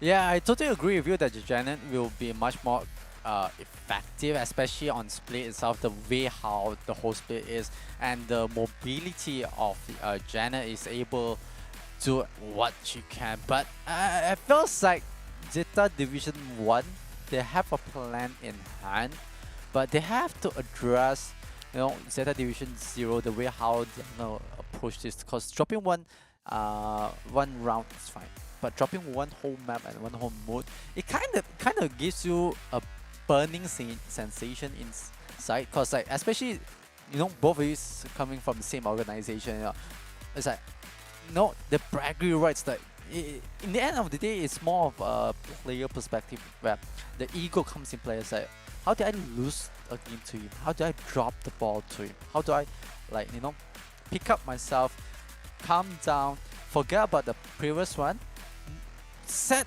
a goal straight for the next objective, which is to win Split, especially on hot zone, and go on and make a comeback. Because Zeta Division 0, everything is on for them. And Zeta Division 1 will be sitting on the blue side. Meanwhile, Zeta Division 0 will be on the red side. This is going to be split. I love the new theme of Split this time around, you know. I mean, it looks more flashy, it looks more colorful here, and it's certainly being a nice battleground here. Not so nice for the Eve, though. She just got picked up by the Janet. It's now both Zeta Tampo and Champy are capturing their respective hot zones here on the left and the right, and the wall is just literally keeping them defend against each other, while Moyogoku harasses on the right-hand side. Kenji having a little bit more trouble dealing with the Eve here, unfortunately, as he's not able to get the ricochets to be able to deal the maximum possible damage there, as no one is really trying to push through that zone there. The Eve is going to jump ahead onto Kenji, though. He's going to get popped off almost immediately, and now it looks like the danger is starting to close in on the Zeta Tampo, but Moyogoku successfully takes out the Stu, though, so that will put a little bit of damper, but Achapi yet again puts the hurt onto Kenji, so now Zeta Tampo is going to have to watch out from the back while Moyogoku continues to defend from the front. Achapi tries to join in there, but unfortunately gets picked up by Kenji. Now Eve is going to try and move forward here, takes out the Rico, and still is able to dodge away while Zeta Tampo uses her super in order to get onto the hot zone on the left-hand side, but really very, very quickly gets pushed off there by Achapi. Yeah, Tampo has to be careful with that. Moyogoku pays for his life on still, but Kenji will go for the trade. Zeta Tampo will be able to take down Achapi, and they can focus on the Eve on the left side if they want to, but they are going to defend this. Kenji and Moyogoku will stop the advancement of Zeta Division 0, but we are sitting at a tie. They break the block, but oh, there it goes. Janet will be able to move around, but will she survive? Moyogoku comes in for the help. He would be able to take down the Stu. Oh, that's a good one, and that opens up the zone itself to the side of Zeta Division 1, and I'm not sure why Stu break the barrier so that it can go to Tampo, but then it opens up the opportunity for Zeta Division 1 to capitalize. And of course, it will shorten the amount of time taken to come up from spawn to defend the hot zone, which can be quite important when you're trading kills like this. So the thing is that Zeta Division 1 still has the advantage in points right now. Janet is going to be letting off another series of love bombs right now to try to get on top of Surge, but only 1 or 2 of those actually hit. Now Zeta Tampo is very, very low and very much in danger, while Kenji and Moyogoku continue to try to capture the hot zone. They complete the capture completely, while the Janet kept things kind of distracted on the front there. So it looks like Zeta Division 1 picks up this first round. Yeah, and definitely to answer the question, the Janet, the previous map was not that effective. This time you can see the effectiveness of the Janet is much more useful, especially Zeta Division 1, how they capitalize and how they are approaching this. This is what they want to do, but aggression from side of Zeta Division 0, I'm not sure why they are forcing certain fights when the brawlers are not ready. The brawlers are not in position to go for the aggression, and it feels like the communication breaks down. Whenever like this kind of communication breaks down, like you kind of expect the in-game leader to step up and say like, "Hey, stop! Okay, let's compose, let's reset, let's play with the same tempo." Eve almost gets picked off there as Moyogoku moves in from the back line while the Stu attempts to try to fight in front there. Keeping this a 2v2 right now on the hot zone. Unfortunately, Eve is going to be forced to be flushed out there, while the Stu still having so much trouble to try to pick up the Janet of Kenji. Both of them are just trading health off each other at this point right now, while Moyogoku continues to try to keep the capture going, while Choppy does the same on the other side.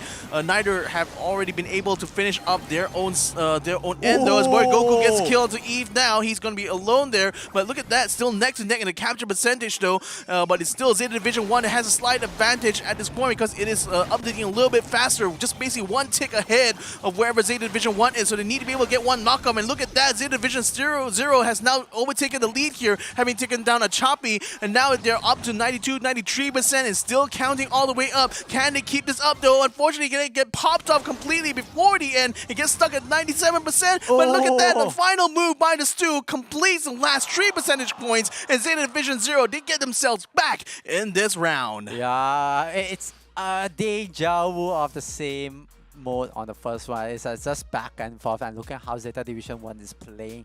It just feels like they bounce back real strong, and we are going in for one more time to see who is better, but it's only for the whole zone. You can see, can Zeta Division 0 pick the first point on the board, or Zeta Division 1 will be able to take the lead and able to close things off. We have to see, but Zeta Division 1, they are slightly behind, but they're getting pressure on the left side. They are trying to address it on the spot.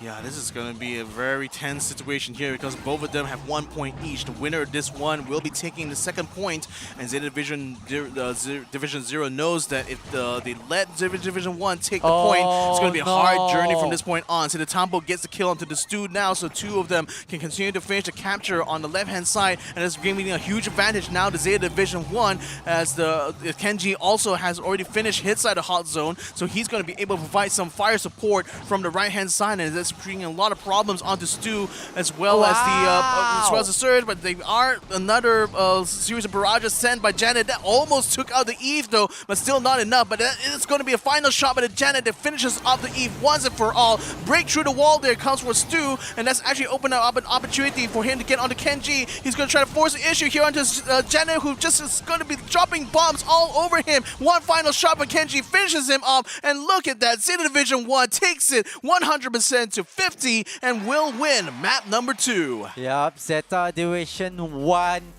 They just need one more to be close and able to take the bragging rights against Zeta Division 0. Meanwhile, Zeta Division 0, they have to mount out a comeback because they're sitting at a very, very uncomfortable position. And I just realized how Zeta Division 1 was able to... They just address an issue that they have themselves in the game in the previous mode, especially on round number 3, as you realize the Rico. On the first and second round, Rico was sitting on the left. But this time, Rico is sitting on the right and holding on to the right hot zone. He has a much more narrower angle to go onto the brawlers. Meanwhile, I put two of the brawlers from the side of Zeta Division, one on the left hot zone, and they were able to control the map. It forces the Stu that, okay, I have to break this, I have to stop the Rico to control the map. And it was a bit late for the Stu to address this, but you can see how the players from the side of Zeta Division 1, they are able to understand, okay, the Rico might not be the stronger one on the left. It makes common sense that you put the Rico on the left side to get the wall bounce on the ricochet itself. But then the moment they adjusted that, the Rico sits on the right hot zone and able to get a much more narrower pathway with his ricochet. It makes the whole lineup a bit stronger from Zeta Division 1. Yeah, I think it was kind of like a change they make because of the change of the where the focus point of the fight was, right? I think in some of the preceding rounds, it was more heavily focused on the right-hand side, so they really just had the Rico just to kind of harass on that left-hand side through the ricochets.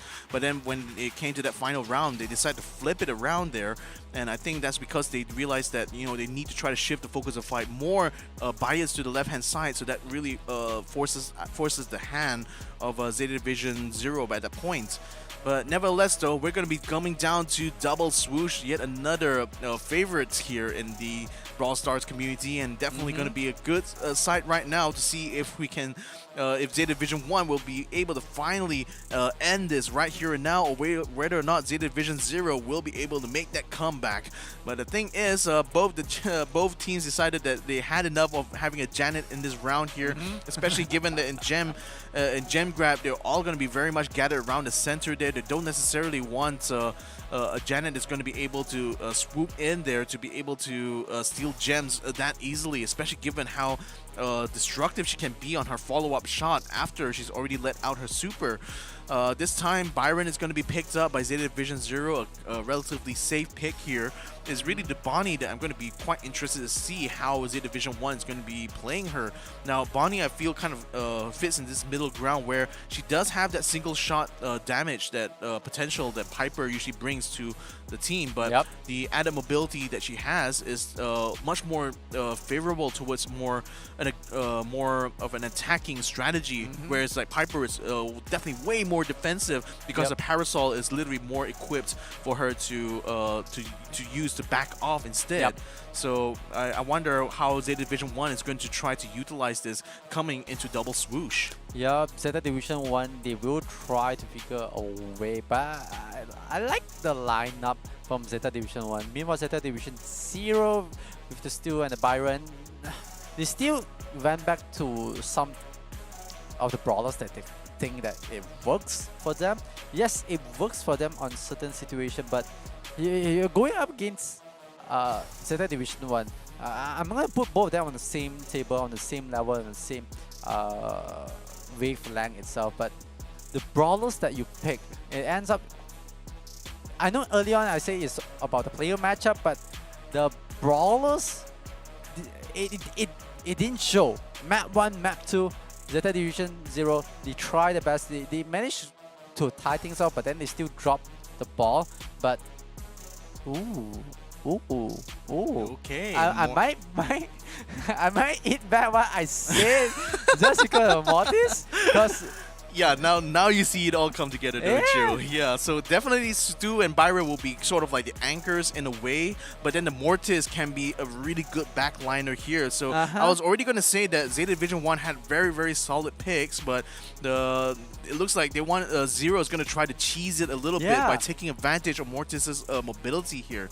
So yeah, this is going to be quite interesting because again, Squeak and Janet, very meta brawlers coming into this matchup here, and with the Genie being very strong on in the hands of Zeta Division 1, this could still be a very formidable one for Zero to play. But look at that, Mortis going straight away. No, he gets taken out before the Byron could keep him healed up. That's such a wasted opportunity there. But that's still going to allow the Stu to pick up the gems, still continue to anchor his team here, where the Byron tries to dodge a lot of the throws from Squeak here. A sticky right onto the Mortis there, as now they are going to try to keep them as far away as possible from the gem, allowing the Stu to continue to keep farming up. He's already up to 5 gems now. Zeta Tampo hasn't been able to get the stick until just now.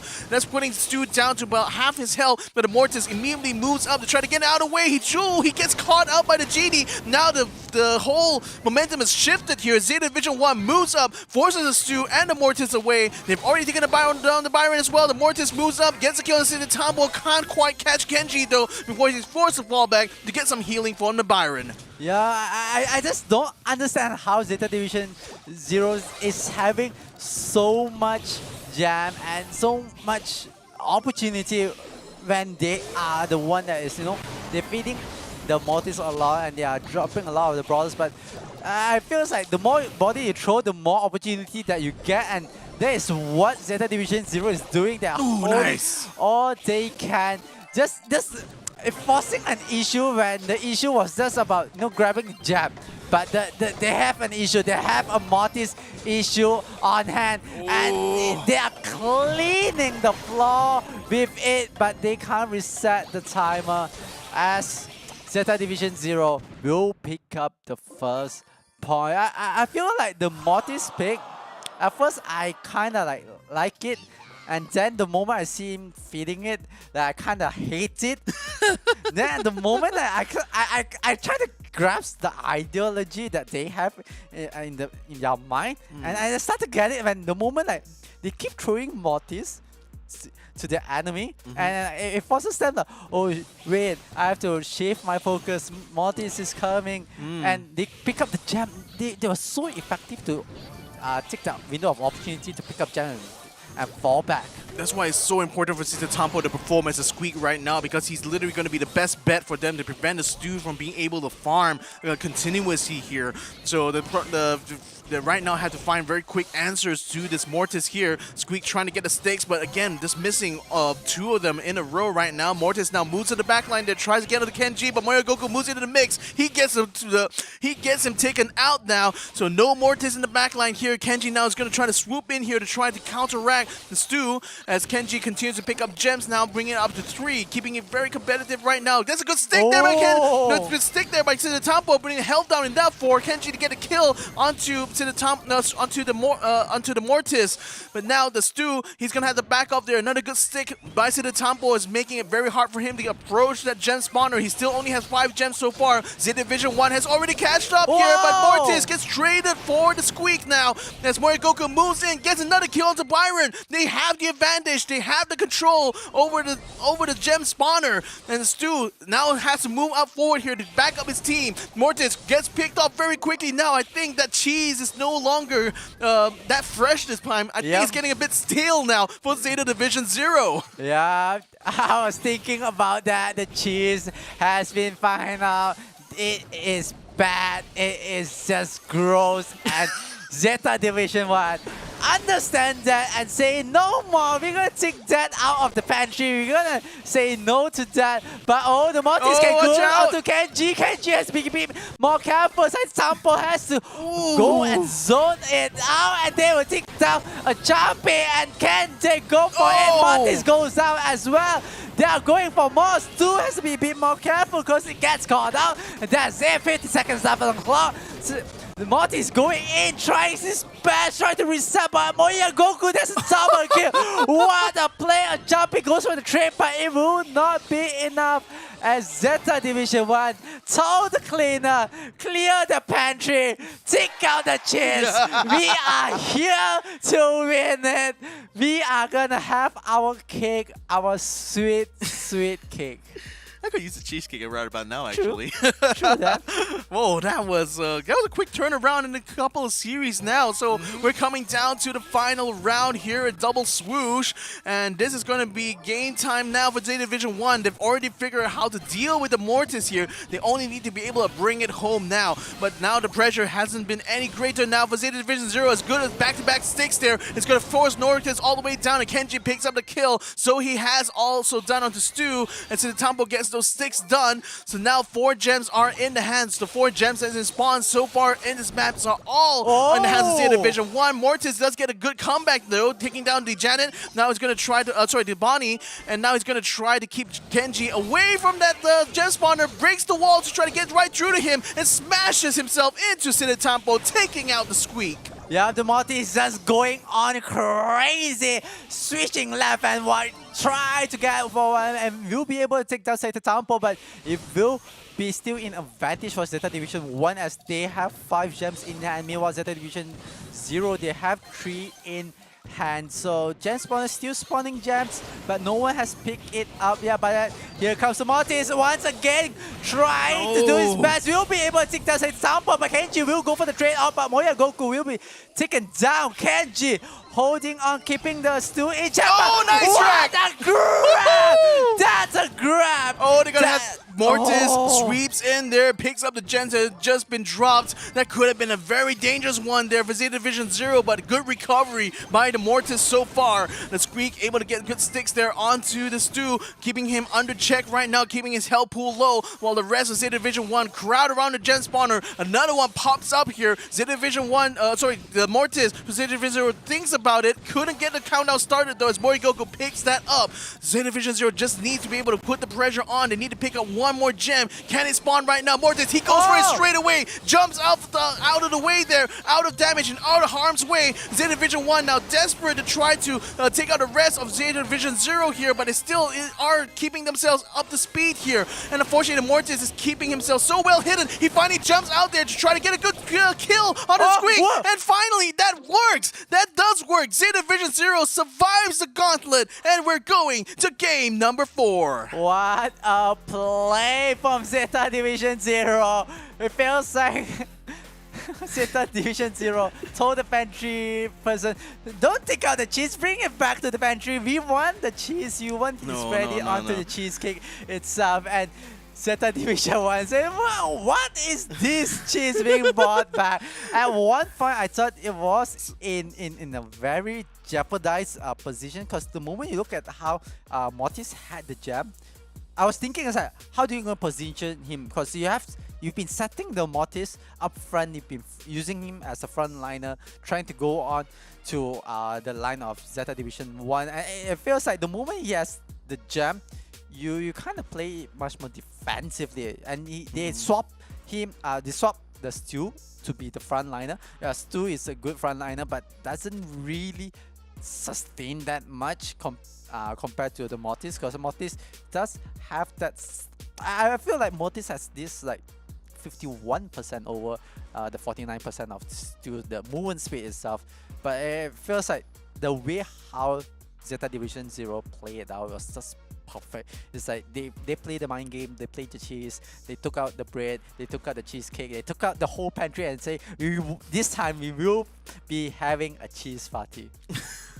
So at first, you know, we thought the cheese was smelling a little bit bad, maybe a little bit rotten, but turns out it just needed to ferment a little bit more, so it becomes blue cheese instead. And it looks like Zeta Division 0 might just keep themselves in the game for a little bit longer right now, and maybe this could be a good momentum shift for them. Who knows? We're going to be finding out very, very soon as we enter game number 4 here. And I just got to say, it was just a kind of like a good use of opportunity there from the Mortis, actually, that really played the part in the end there, because Mortis shouldn't have any business really to be the one collecting the gems for his team. That was actually the job of Stu, but because the Stu got picked off and because all the gems were on the floor, Mortis knew that he had to step up the plate. He had to pick up all those gems. Now that would have been very, very risky under normal circumstances, but the thing is, the Mortis, he played it a lot more safe this time around. He let the Byron and the Stu take over the more aggressive frontline positions, and then he only played more of an opportunistic Mortis this time around, thereby completing the fermentation needed to get that cheese nice and ripe. Yeah, definitely the blue cheese was made perfectly by Zeta Division 0. This time, can they serve it on the silver platter? Because on map number 4, Zeta Division 1, they did say no to cheese. They are like the no cheese strat, but meanwhile Zeta Division 0, they are the all cheese strat, and we will be jumping into map number 4. The draft pick is there, and it will be hot potato. At this time, it will be on a very, very difficult setup, but Zeta Division 1 and Zeta Division 0. Ooh.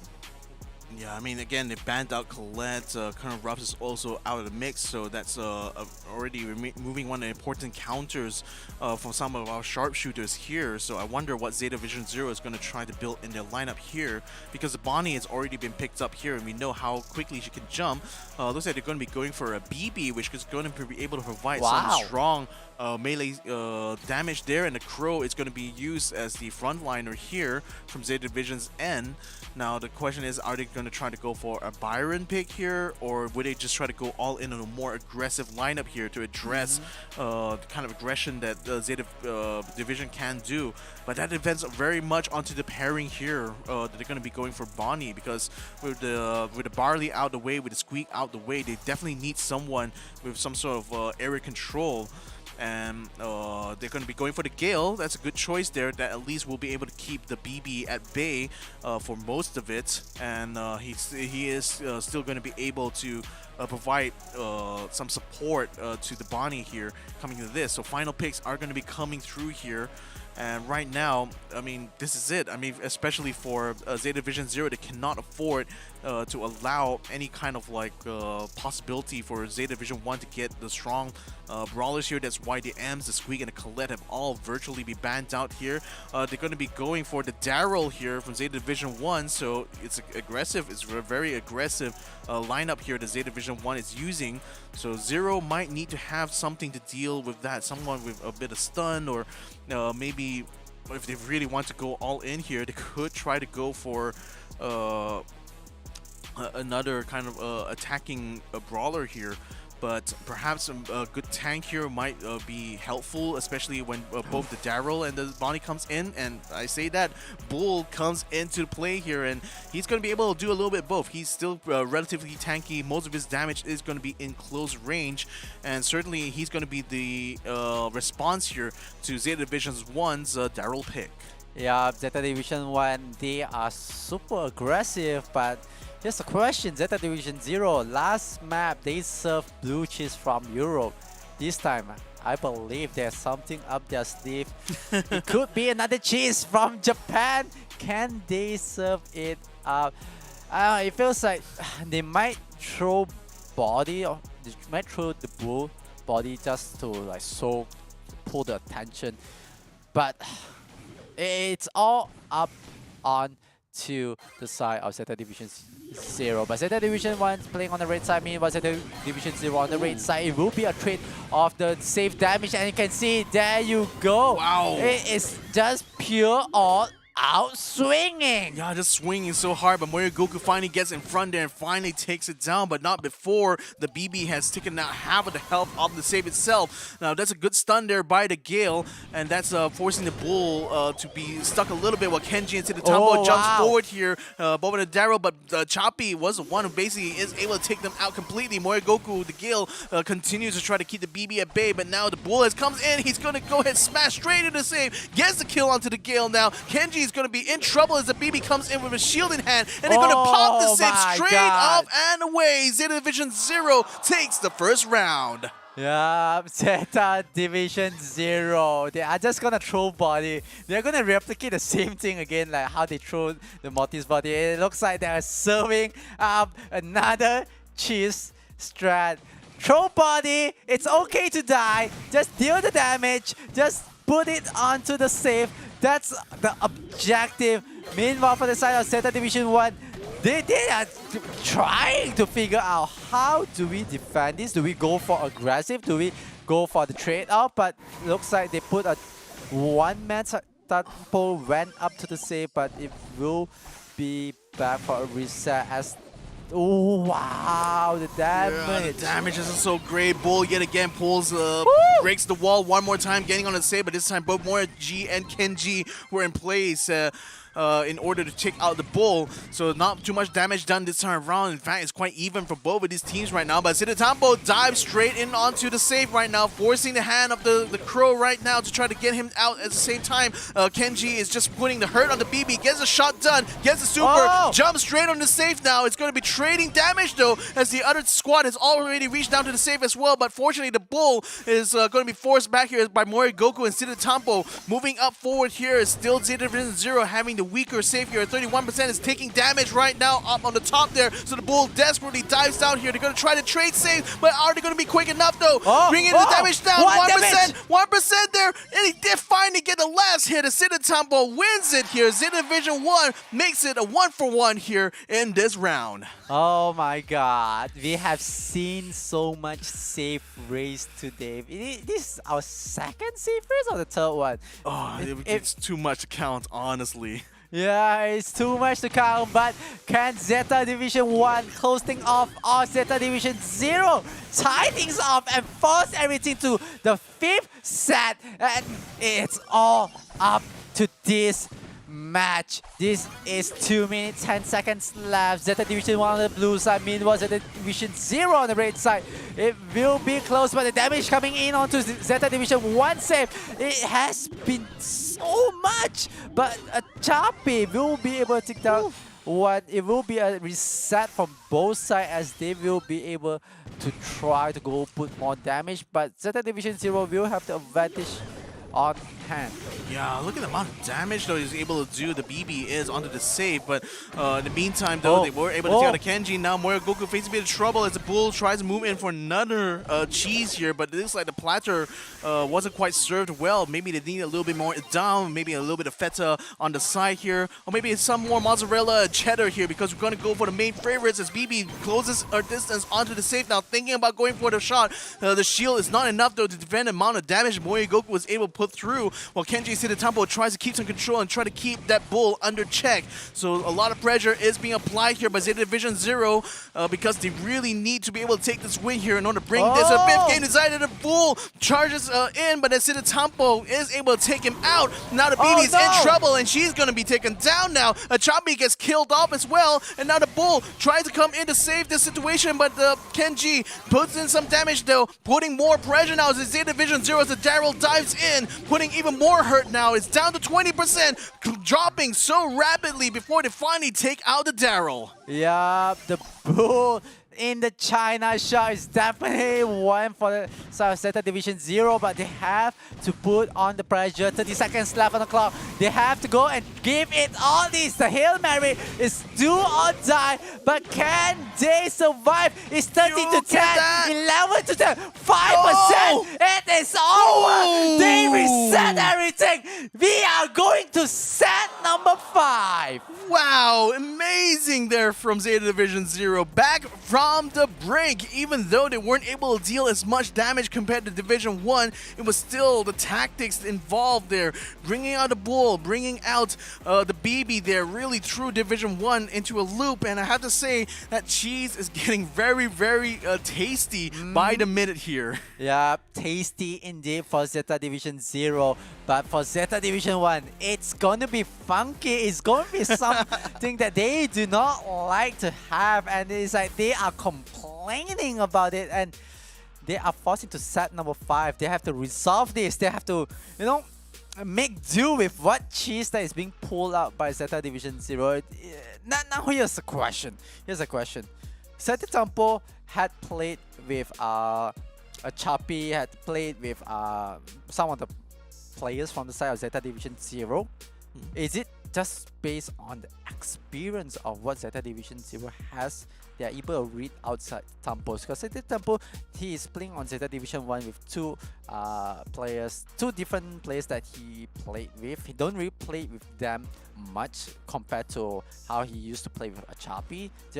But is it just because of your pure experience and understanding of the gameplay and understanding especially of teammates? I think it's more about being used to the tempo that the Achapi and the rest of Zeta Division 0 will play at, because naturally when you're teammates, right, you're not necessarily thinking about in a very kind of objective way, who are the strengths, what are the weaknesses of each of your team members. It's more about how that cohesion really works as a team. So I think the advantage that Zeta Tempo might have on his end, as far as like the knowledge goes, is just knowing what is going to be the style of play that his former teammates would usually bring to the table, and just knowing how that kind of like how that plays into the decision making can go kind of a long way to determining what would be the best way for them to counteract it, you see. So again, the experience definitely does help.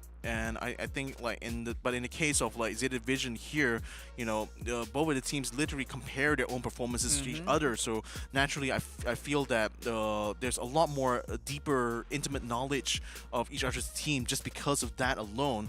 That certainly can add on to whatever experiences these players would have had playing together in the past. Definitely, but right now it's all reset. It's 2-2. Zeta Division 1, Zeta Division 0. They have 3 more to go. I mean, the last set itself is going to be a best of 3, and whoever who wins it will be the winner. Will be a bit more of a bragging rights, especially these two teams from the same division. But here we go. We are going into the bad pick. Zeta Division 1 and Zeta Division 0. We are jumping into Flaring Phoenix. Yeah, this is going to be Siege mode bot drop, and right off the bat, the tick is going to be the first pick here by Zeta Division 1. They've decided to take out the Sprout, they've taken out the Bonnie and the Janet. The Bonnie, in fact, has been taken out by both teams here. So they're definitely acknowledging how strong the Bonnie picks have been on both sides of the aisle here. But nevertheless, the Genie is going to be picked up here. That could be a very good pick here on this bounty round here.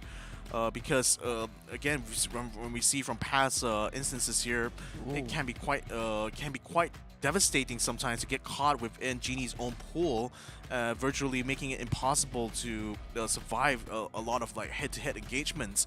Eve is going to be picked up here as well alongside the Genie, and I wonder, is that to take advantage more of our hatchlings, or to really take advantage of water hazards, because sometimes it's really about having that balance between both of it. Yep. Because Eve on her own doesn't really provide a lot of DPS. It's really her utility due to her kind of unique passive attributes that makes her such a viable pick in a lot of these kind of combinations. Leon is going to be the next pick to pair along the Tick. I'd say that that's also a pretty strong combination here, because while the Tick can continue to do area denial and just basically toss bombs from a distance there, the Leon will be able to move in front there and provide some of that frontline presence, and then the Piper, obviously from the back line, will be able to get pickoffs if the Tick does manage to land 1 or 2 bombs there to kind of like complete the kills. Now Zero is going to have the last pick here, and this is going to be a crucial one, because they do have quite a lot of DPS in the form of the Genie, but it still needs something to kind of tank a lot of the damage that the Tick and the Leon will be doing there. So they definitely need a very strong frontliner here on the Zeta Division 0 lineup. Yep, Zeta Division 1, the way how they are running it, it's a bit old school. But Zeta Division 0 going with Pam, and I don't know, it feels like there's something up their sleeve. We have been served blue cheese, we have been served cheese from Japan. It's like, what's next? What could be this? Because like Zeta Division 0, I don't know, it just, they caught me by surprise once, twice, and definitely the second time make me look like a fool, but the third time, can they do it? Can they like mount a comeback, a back-to-back-to-back win comeback somehow? And this is going up against a team that they have the respect to call them a better team. Yeah. And Zeta Division 1 sitting on the blue side, meanwhile Zeta Division 0 sitting on the red side. It is going to be a bit of a 50-50 right now. Not much of a damage being done, but a bit of a poke around.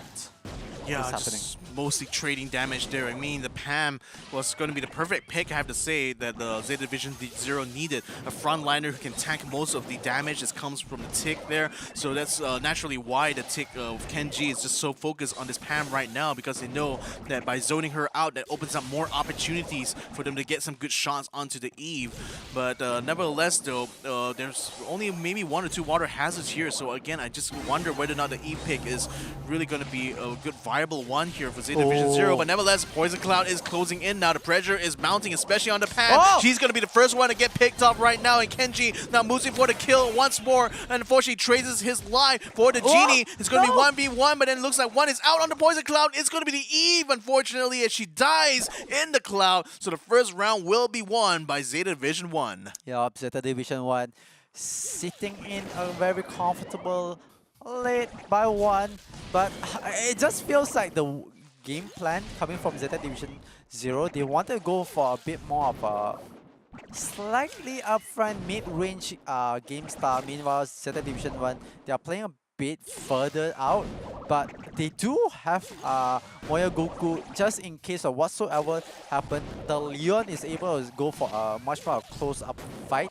So you do see a balance in Zeta Division 1, but Zeta Division 0, they kind of address that, okay, we have the long-range fight, but the moment they go into the mid-range, they come into a in a cone where it's going to be dangerous. And you can see how Pam got zoned out, was forced out into the Poison Cloud, and then it's like one by one it just falls and everything crumbles, and I think that's how the cookie crumbles. Yeah, the thing is that Tick's kind of shots can't be followed up too well, and the Poison Cloud comes in yet again to add some extra pressure. It's now crowd around there, Timney trying to hold their own. Unfortunately, Genie is going to be the first one to fall. The Pam is still able to hold her own, gets a couple of kills of her own, and they do get the Leon as well. So it's going to be a reset a little bit, as it's going to be 1-1, Zeta Division 1 versus Zeta Division 0. Yeah, 1-1. This is a reset, so whoever gets this will get the first point on the block for that. But Zeta Division 1, they have to rethink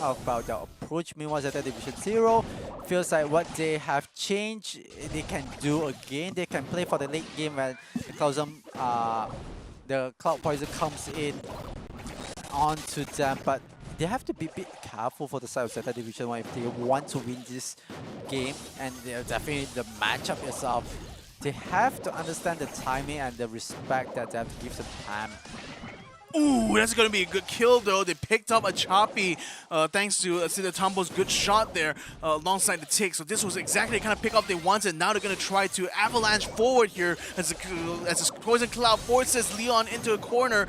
It looks like they are going to try to pick up onto Pam, who just really rises up to the occasion here, soaking up so much damage, still able to hold her own, keeps her healing going there as the tick continues to lambast her, but she still is only the last one standing, and standing she will not be for too long. It's now Zeta Division 1 takes this first round of the final map. Yup, Zeta Division 1 sitting 1 point. They just need one more. But Zeta Division 0, I feel like they have a chance. They have something in hand that they can pull.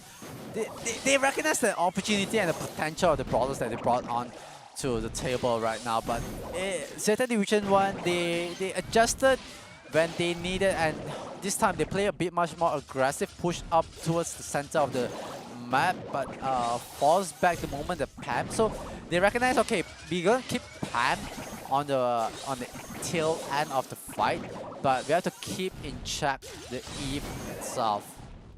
Yeah, so the thing is, I mean, I'm guessing that the Eve decided to go for the go for more standard damage here. So they're just really trying to charge up the supers in order to get the hatchlings out at the final closing moments there, and hopefully to be able to overwhelm Zeta Division 1 with more like a swarm of damage coming their way. But the thing is, they're going to be unleashing a Lollipop Drop, and that's going to keep them hidden inside the zone there for now, where Goku is going to get popped up here as well, and unfortunately Kenji is going to be first one to fall as Poison Cloud continues to creep in onto them. Looks like they will be able to take down another in form where Goku Zeta Tampo and Choppy go 1v1, but it's still going to be a Choppy to Eve, who somehow survives the final encounter and stays the first point here for Zeta Division 1. Yeah, Zeta... Sorry, Zeta Division 0, I should say. Zeta Division 0, it's up by 1 for this round. Can they close things off? Or Zeta Division 1 will be able to close things off, but they have to tie this up. They have to understand the elimination of the brawlers itself. It has to be in the sequence. They removed Pam, but the moment they removed Pam, they had an issue to deal with the Eve. So I feel like they swapped the position of the Leon towards the right, no longer playing on the left. Kenji was the swap between. Sampo will play mid as normal, and we have to look at where does Moya Goku plant his super, because I feel like during the first round, the super was the one that is kind of sad, like, okay, this is how we're gonna play, this is how we're gonna hold our ground, and this is how we're gonna play. And so he set it there and instantly being taken out, and one by one is a trade. Oh, but oh no!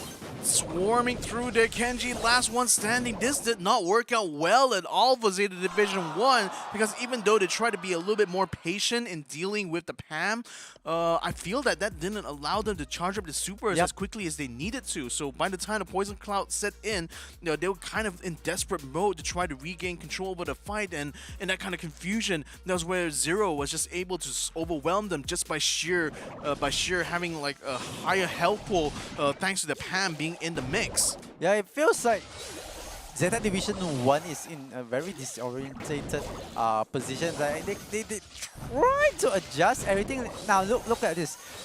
They put the Leon on towards the right. They rotated Zeta Tompo to the left this time. Kenji playing in the middle. They are trying something new. It's not wrong for them to try, because this is the last match, the last round. Who wins 2 times, they are the winner. Oh, they managed to pop off the Pam though, so it looks like it might be pressure time for both the Eve as well as the Genie. But for now, Moria Goku, Kenji, and Zeta Tampo, they're still keeping the health pool pretty high now, and they're just waiting for the Poison Cloud to come in, and it's already starting setting on the side. The Choppy unfortunately jumps into Zeta Tampo's arms, and now the Genie is trying to wrap around from the back here to get a kill into the Piper, hopefully, but now it's finding himself completely trapped here as the Tick will send the bombs in. The Poison Cloud finishes him off as well, but I think it's Kenji who still gets credited with the kill. So this first point goes to Zeta Division 1. Yeah, Zeta Division 1 needs this. Meanwhile, Zeta Division 0 needs to tie things off. This could be the end. Who knows? We have to find out. The push comes in. Zeta, it feels like Zeta Division 1, they have a strategy. They're gonna play it as this way on the left hand side, but ooh, Leon pops out the super slightly early. The lollipop drop is set down, so that's going to keep Kenji into the temple invisible. As long as they stay inside the zone, Kenji uses this opportunity to keep the Eve and the Genie the Eve and the Pam zoned out here. So that's allowing them to keep some good control over the center of the map. Now Chabi tries to move up, takes a lot of damage being soaked up from his end, while the the Genie tries to move forward here to try to take advantage of Warrior Goku on that Leon. But for now, though, it looks like they're going to be contained a little bit because now this Poison Cloud is coming in. That's going to force another lollipop drop here from the Leon as they try to pile in all the damage onto the Pam. She soaks it up like a pro right now, but the health is too low. And unfortunately, Genie, it will fall, and the Pam will get taken out. Zeta Division 1 takes the round, takes the map, and secures their slot in Group A. Yeah, Zeta Division 1. It's the battle, Zeta Division. Meanwhile, Zeta Division 0, we have to give them props, we have to give them credit. They did their best. They mount a very, very strong comeback. They forced a game 5. They forced the set itself. They forced the round. They forced the match. They forced every single to the end itself. There's so much. I'll give them props that there's so much up in their sleeve. There's so much cheese in hands. But Zeta Division 1, it's a better Zeta Division.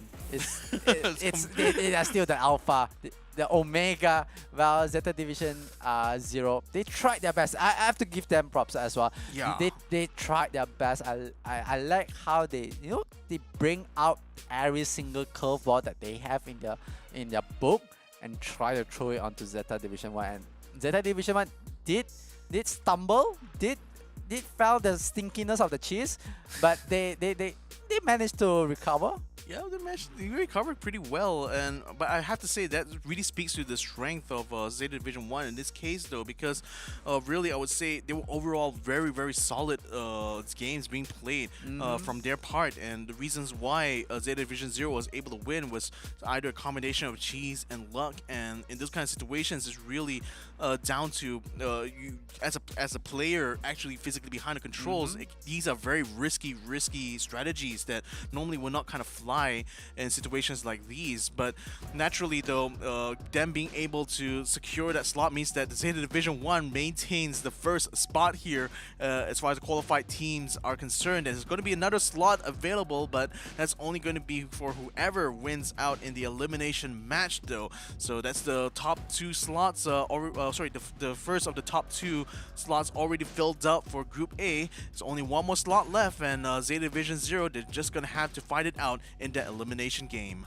Yeah, definitely Zeta Division 0. They have to figure a way to fight it out. But let's take a look at today where the whole journey starts, and Zeta Division 1 managed to go for 3-1 onto Fluffy. Meanwhile, Zeta Division 0 managed to go 3-0 on Winter, and both of them move on. We just concluded the match. Zeta Division 1 win by 3-2 against Zeta Division 0. That leaves us Fluffy to go up against Winter, and then Zeta Division 0 will face up against the winner of the between Fluffy and Winter, and then that's gonna set who is able to move on to the second. And I feel like Zeta Division 0, they really want, they are so close to there, and they definitely want to be in the top 4 with their own sister team, which is Zeta Division 1.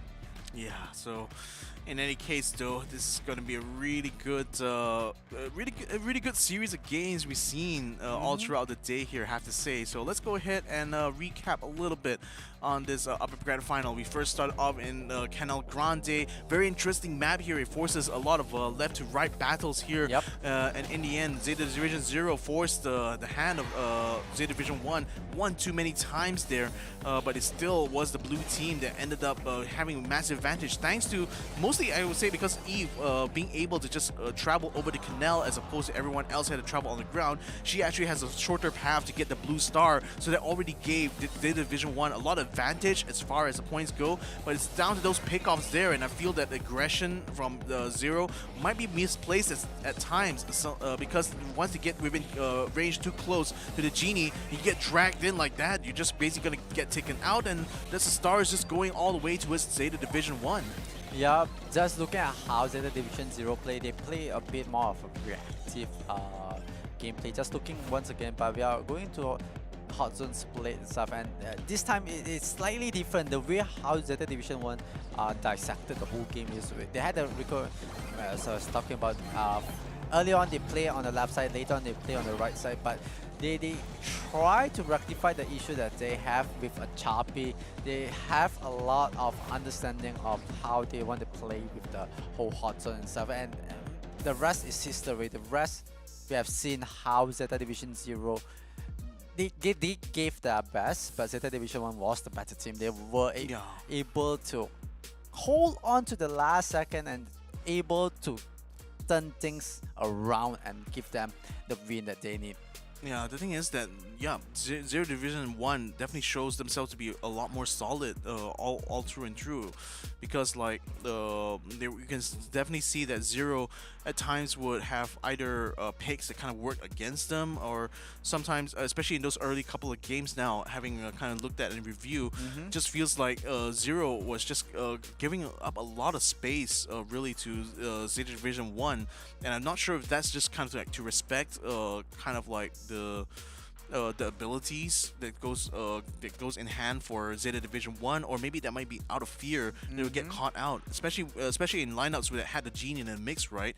Like there's already like a few notable moments where they get caught out by the Genie's like pool, and that unfortunately gets them taken out, and I wonder if that kind of fear really was playing in their minds all throughout this first couple of games, and that might have contributed to why they weren't able to perform as well in those first couple of games, because it's only after I think game number 3 onwards that Zero was able to find some sort of footing. And granted, they had to use a little bit of cheese to get themselves to that point, but that was where I kind of saw like the old Zeta Division echoes of that happening in there, where the player had to use their own skills, their own abilities, to push themselves forward to that point. Nevertheless, though, we're going to be having our interview now with Kenji, Zeta Division 1 representative here into interview, looking so bright and so happy there. So, I mean, first off the bat, I'd like to ask you right now, how's your feeling right after having won against your sister team here, Zeta Division 0? Tell us, what is your emotions at this point? まずはおめでとうございます。ありがとうございます。はい、ゼータディビジョン、ごめんなさい、ゼータディビジョン0にこう勝利して今お気持ちのほどいかがでしょうか。はい、まあシンプルにオフライン大会に出場が決定したんで嬉しいです。Yeah, so I'm just simply happy that I'm able to go to the offline event. So yeah, I would just like to ask kind of like a slightly deeper question. So I did ask early on to Zeta Division 0 how the pressure of having a team, another team inside the organization to play against here in these kind of competitions affected them, and they seem to rate you guys very, very highly. What do you think Zeta Division 1 has that has been a key strength amongst you guys that given you guys so much confidence in taking these kind of matchups? はい、この質問はゼータディビジョン0の方々にも聞いた質問なんですけれども、こうやっぱり、同じゼータディビジョンでも2つのチームに分かれている中、いろんなプレッシャーなり、お気持ちがあると思うんですけれども、そんな中でこう、ゼータディビジョン1が輝く力といいますか、その一番こうゼータディビジョン1として輝ける何かポイントとかありますか？輝けるポイントですか？そうですね、こう強くなるポイントって言いますか？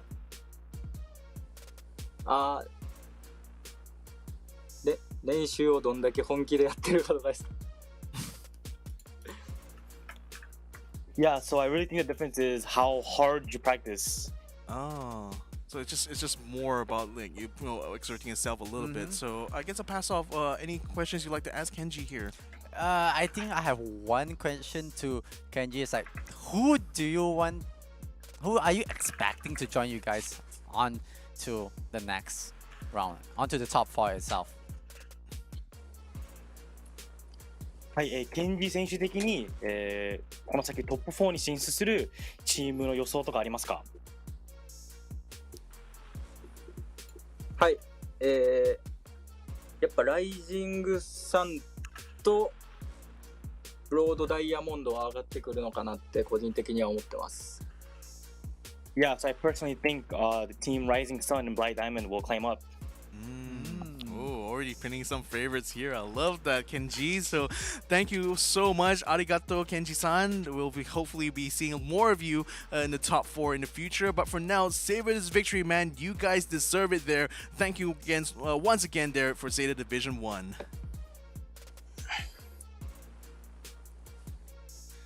All right. Wow. So, yeah.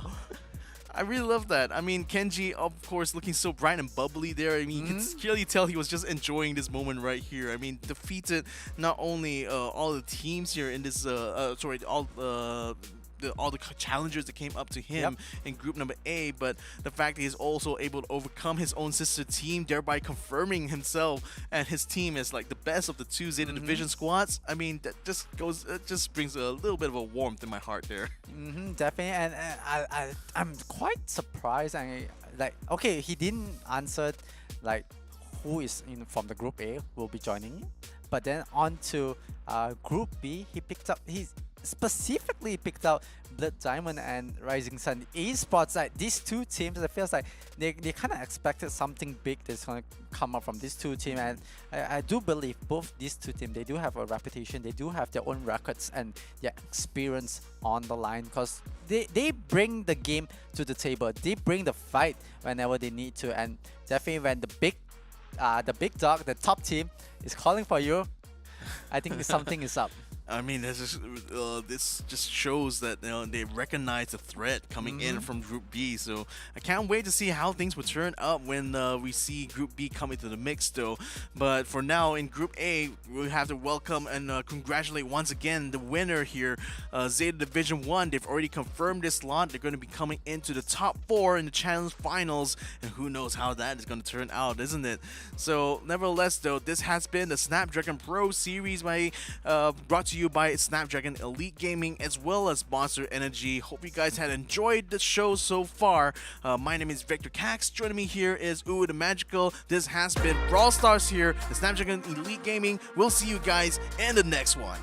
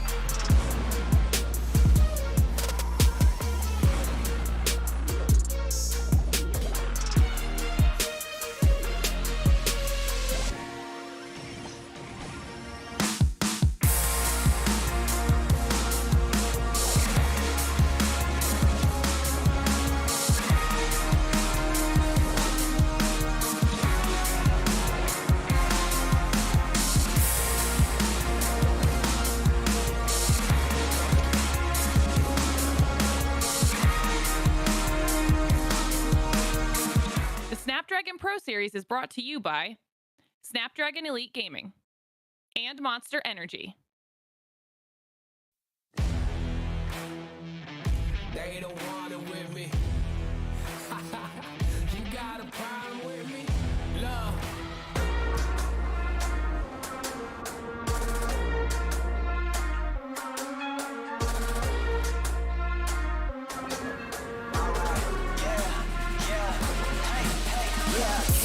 Won't stop going till a player on top know it. Rooftop, penthouse suite. If you really want it, gotta own it. Fight through it, we was at the lowest. Blood, sweat, tears, the components. Riding all year, now's the moment. We are not friends, we are opponents. Yeah, I'm coming for mine. Yeah, I'm making a play, the game on the line. Yeah, I've been on the grind. Yeah, I jump in the spot, I made it my time. Yeah, look in the sky. Yeah, the stars align, no shade to shine. Can't stop it already. Emotional work and devotion, we put in this time. Look.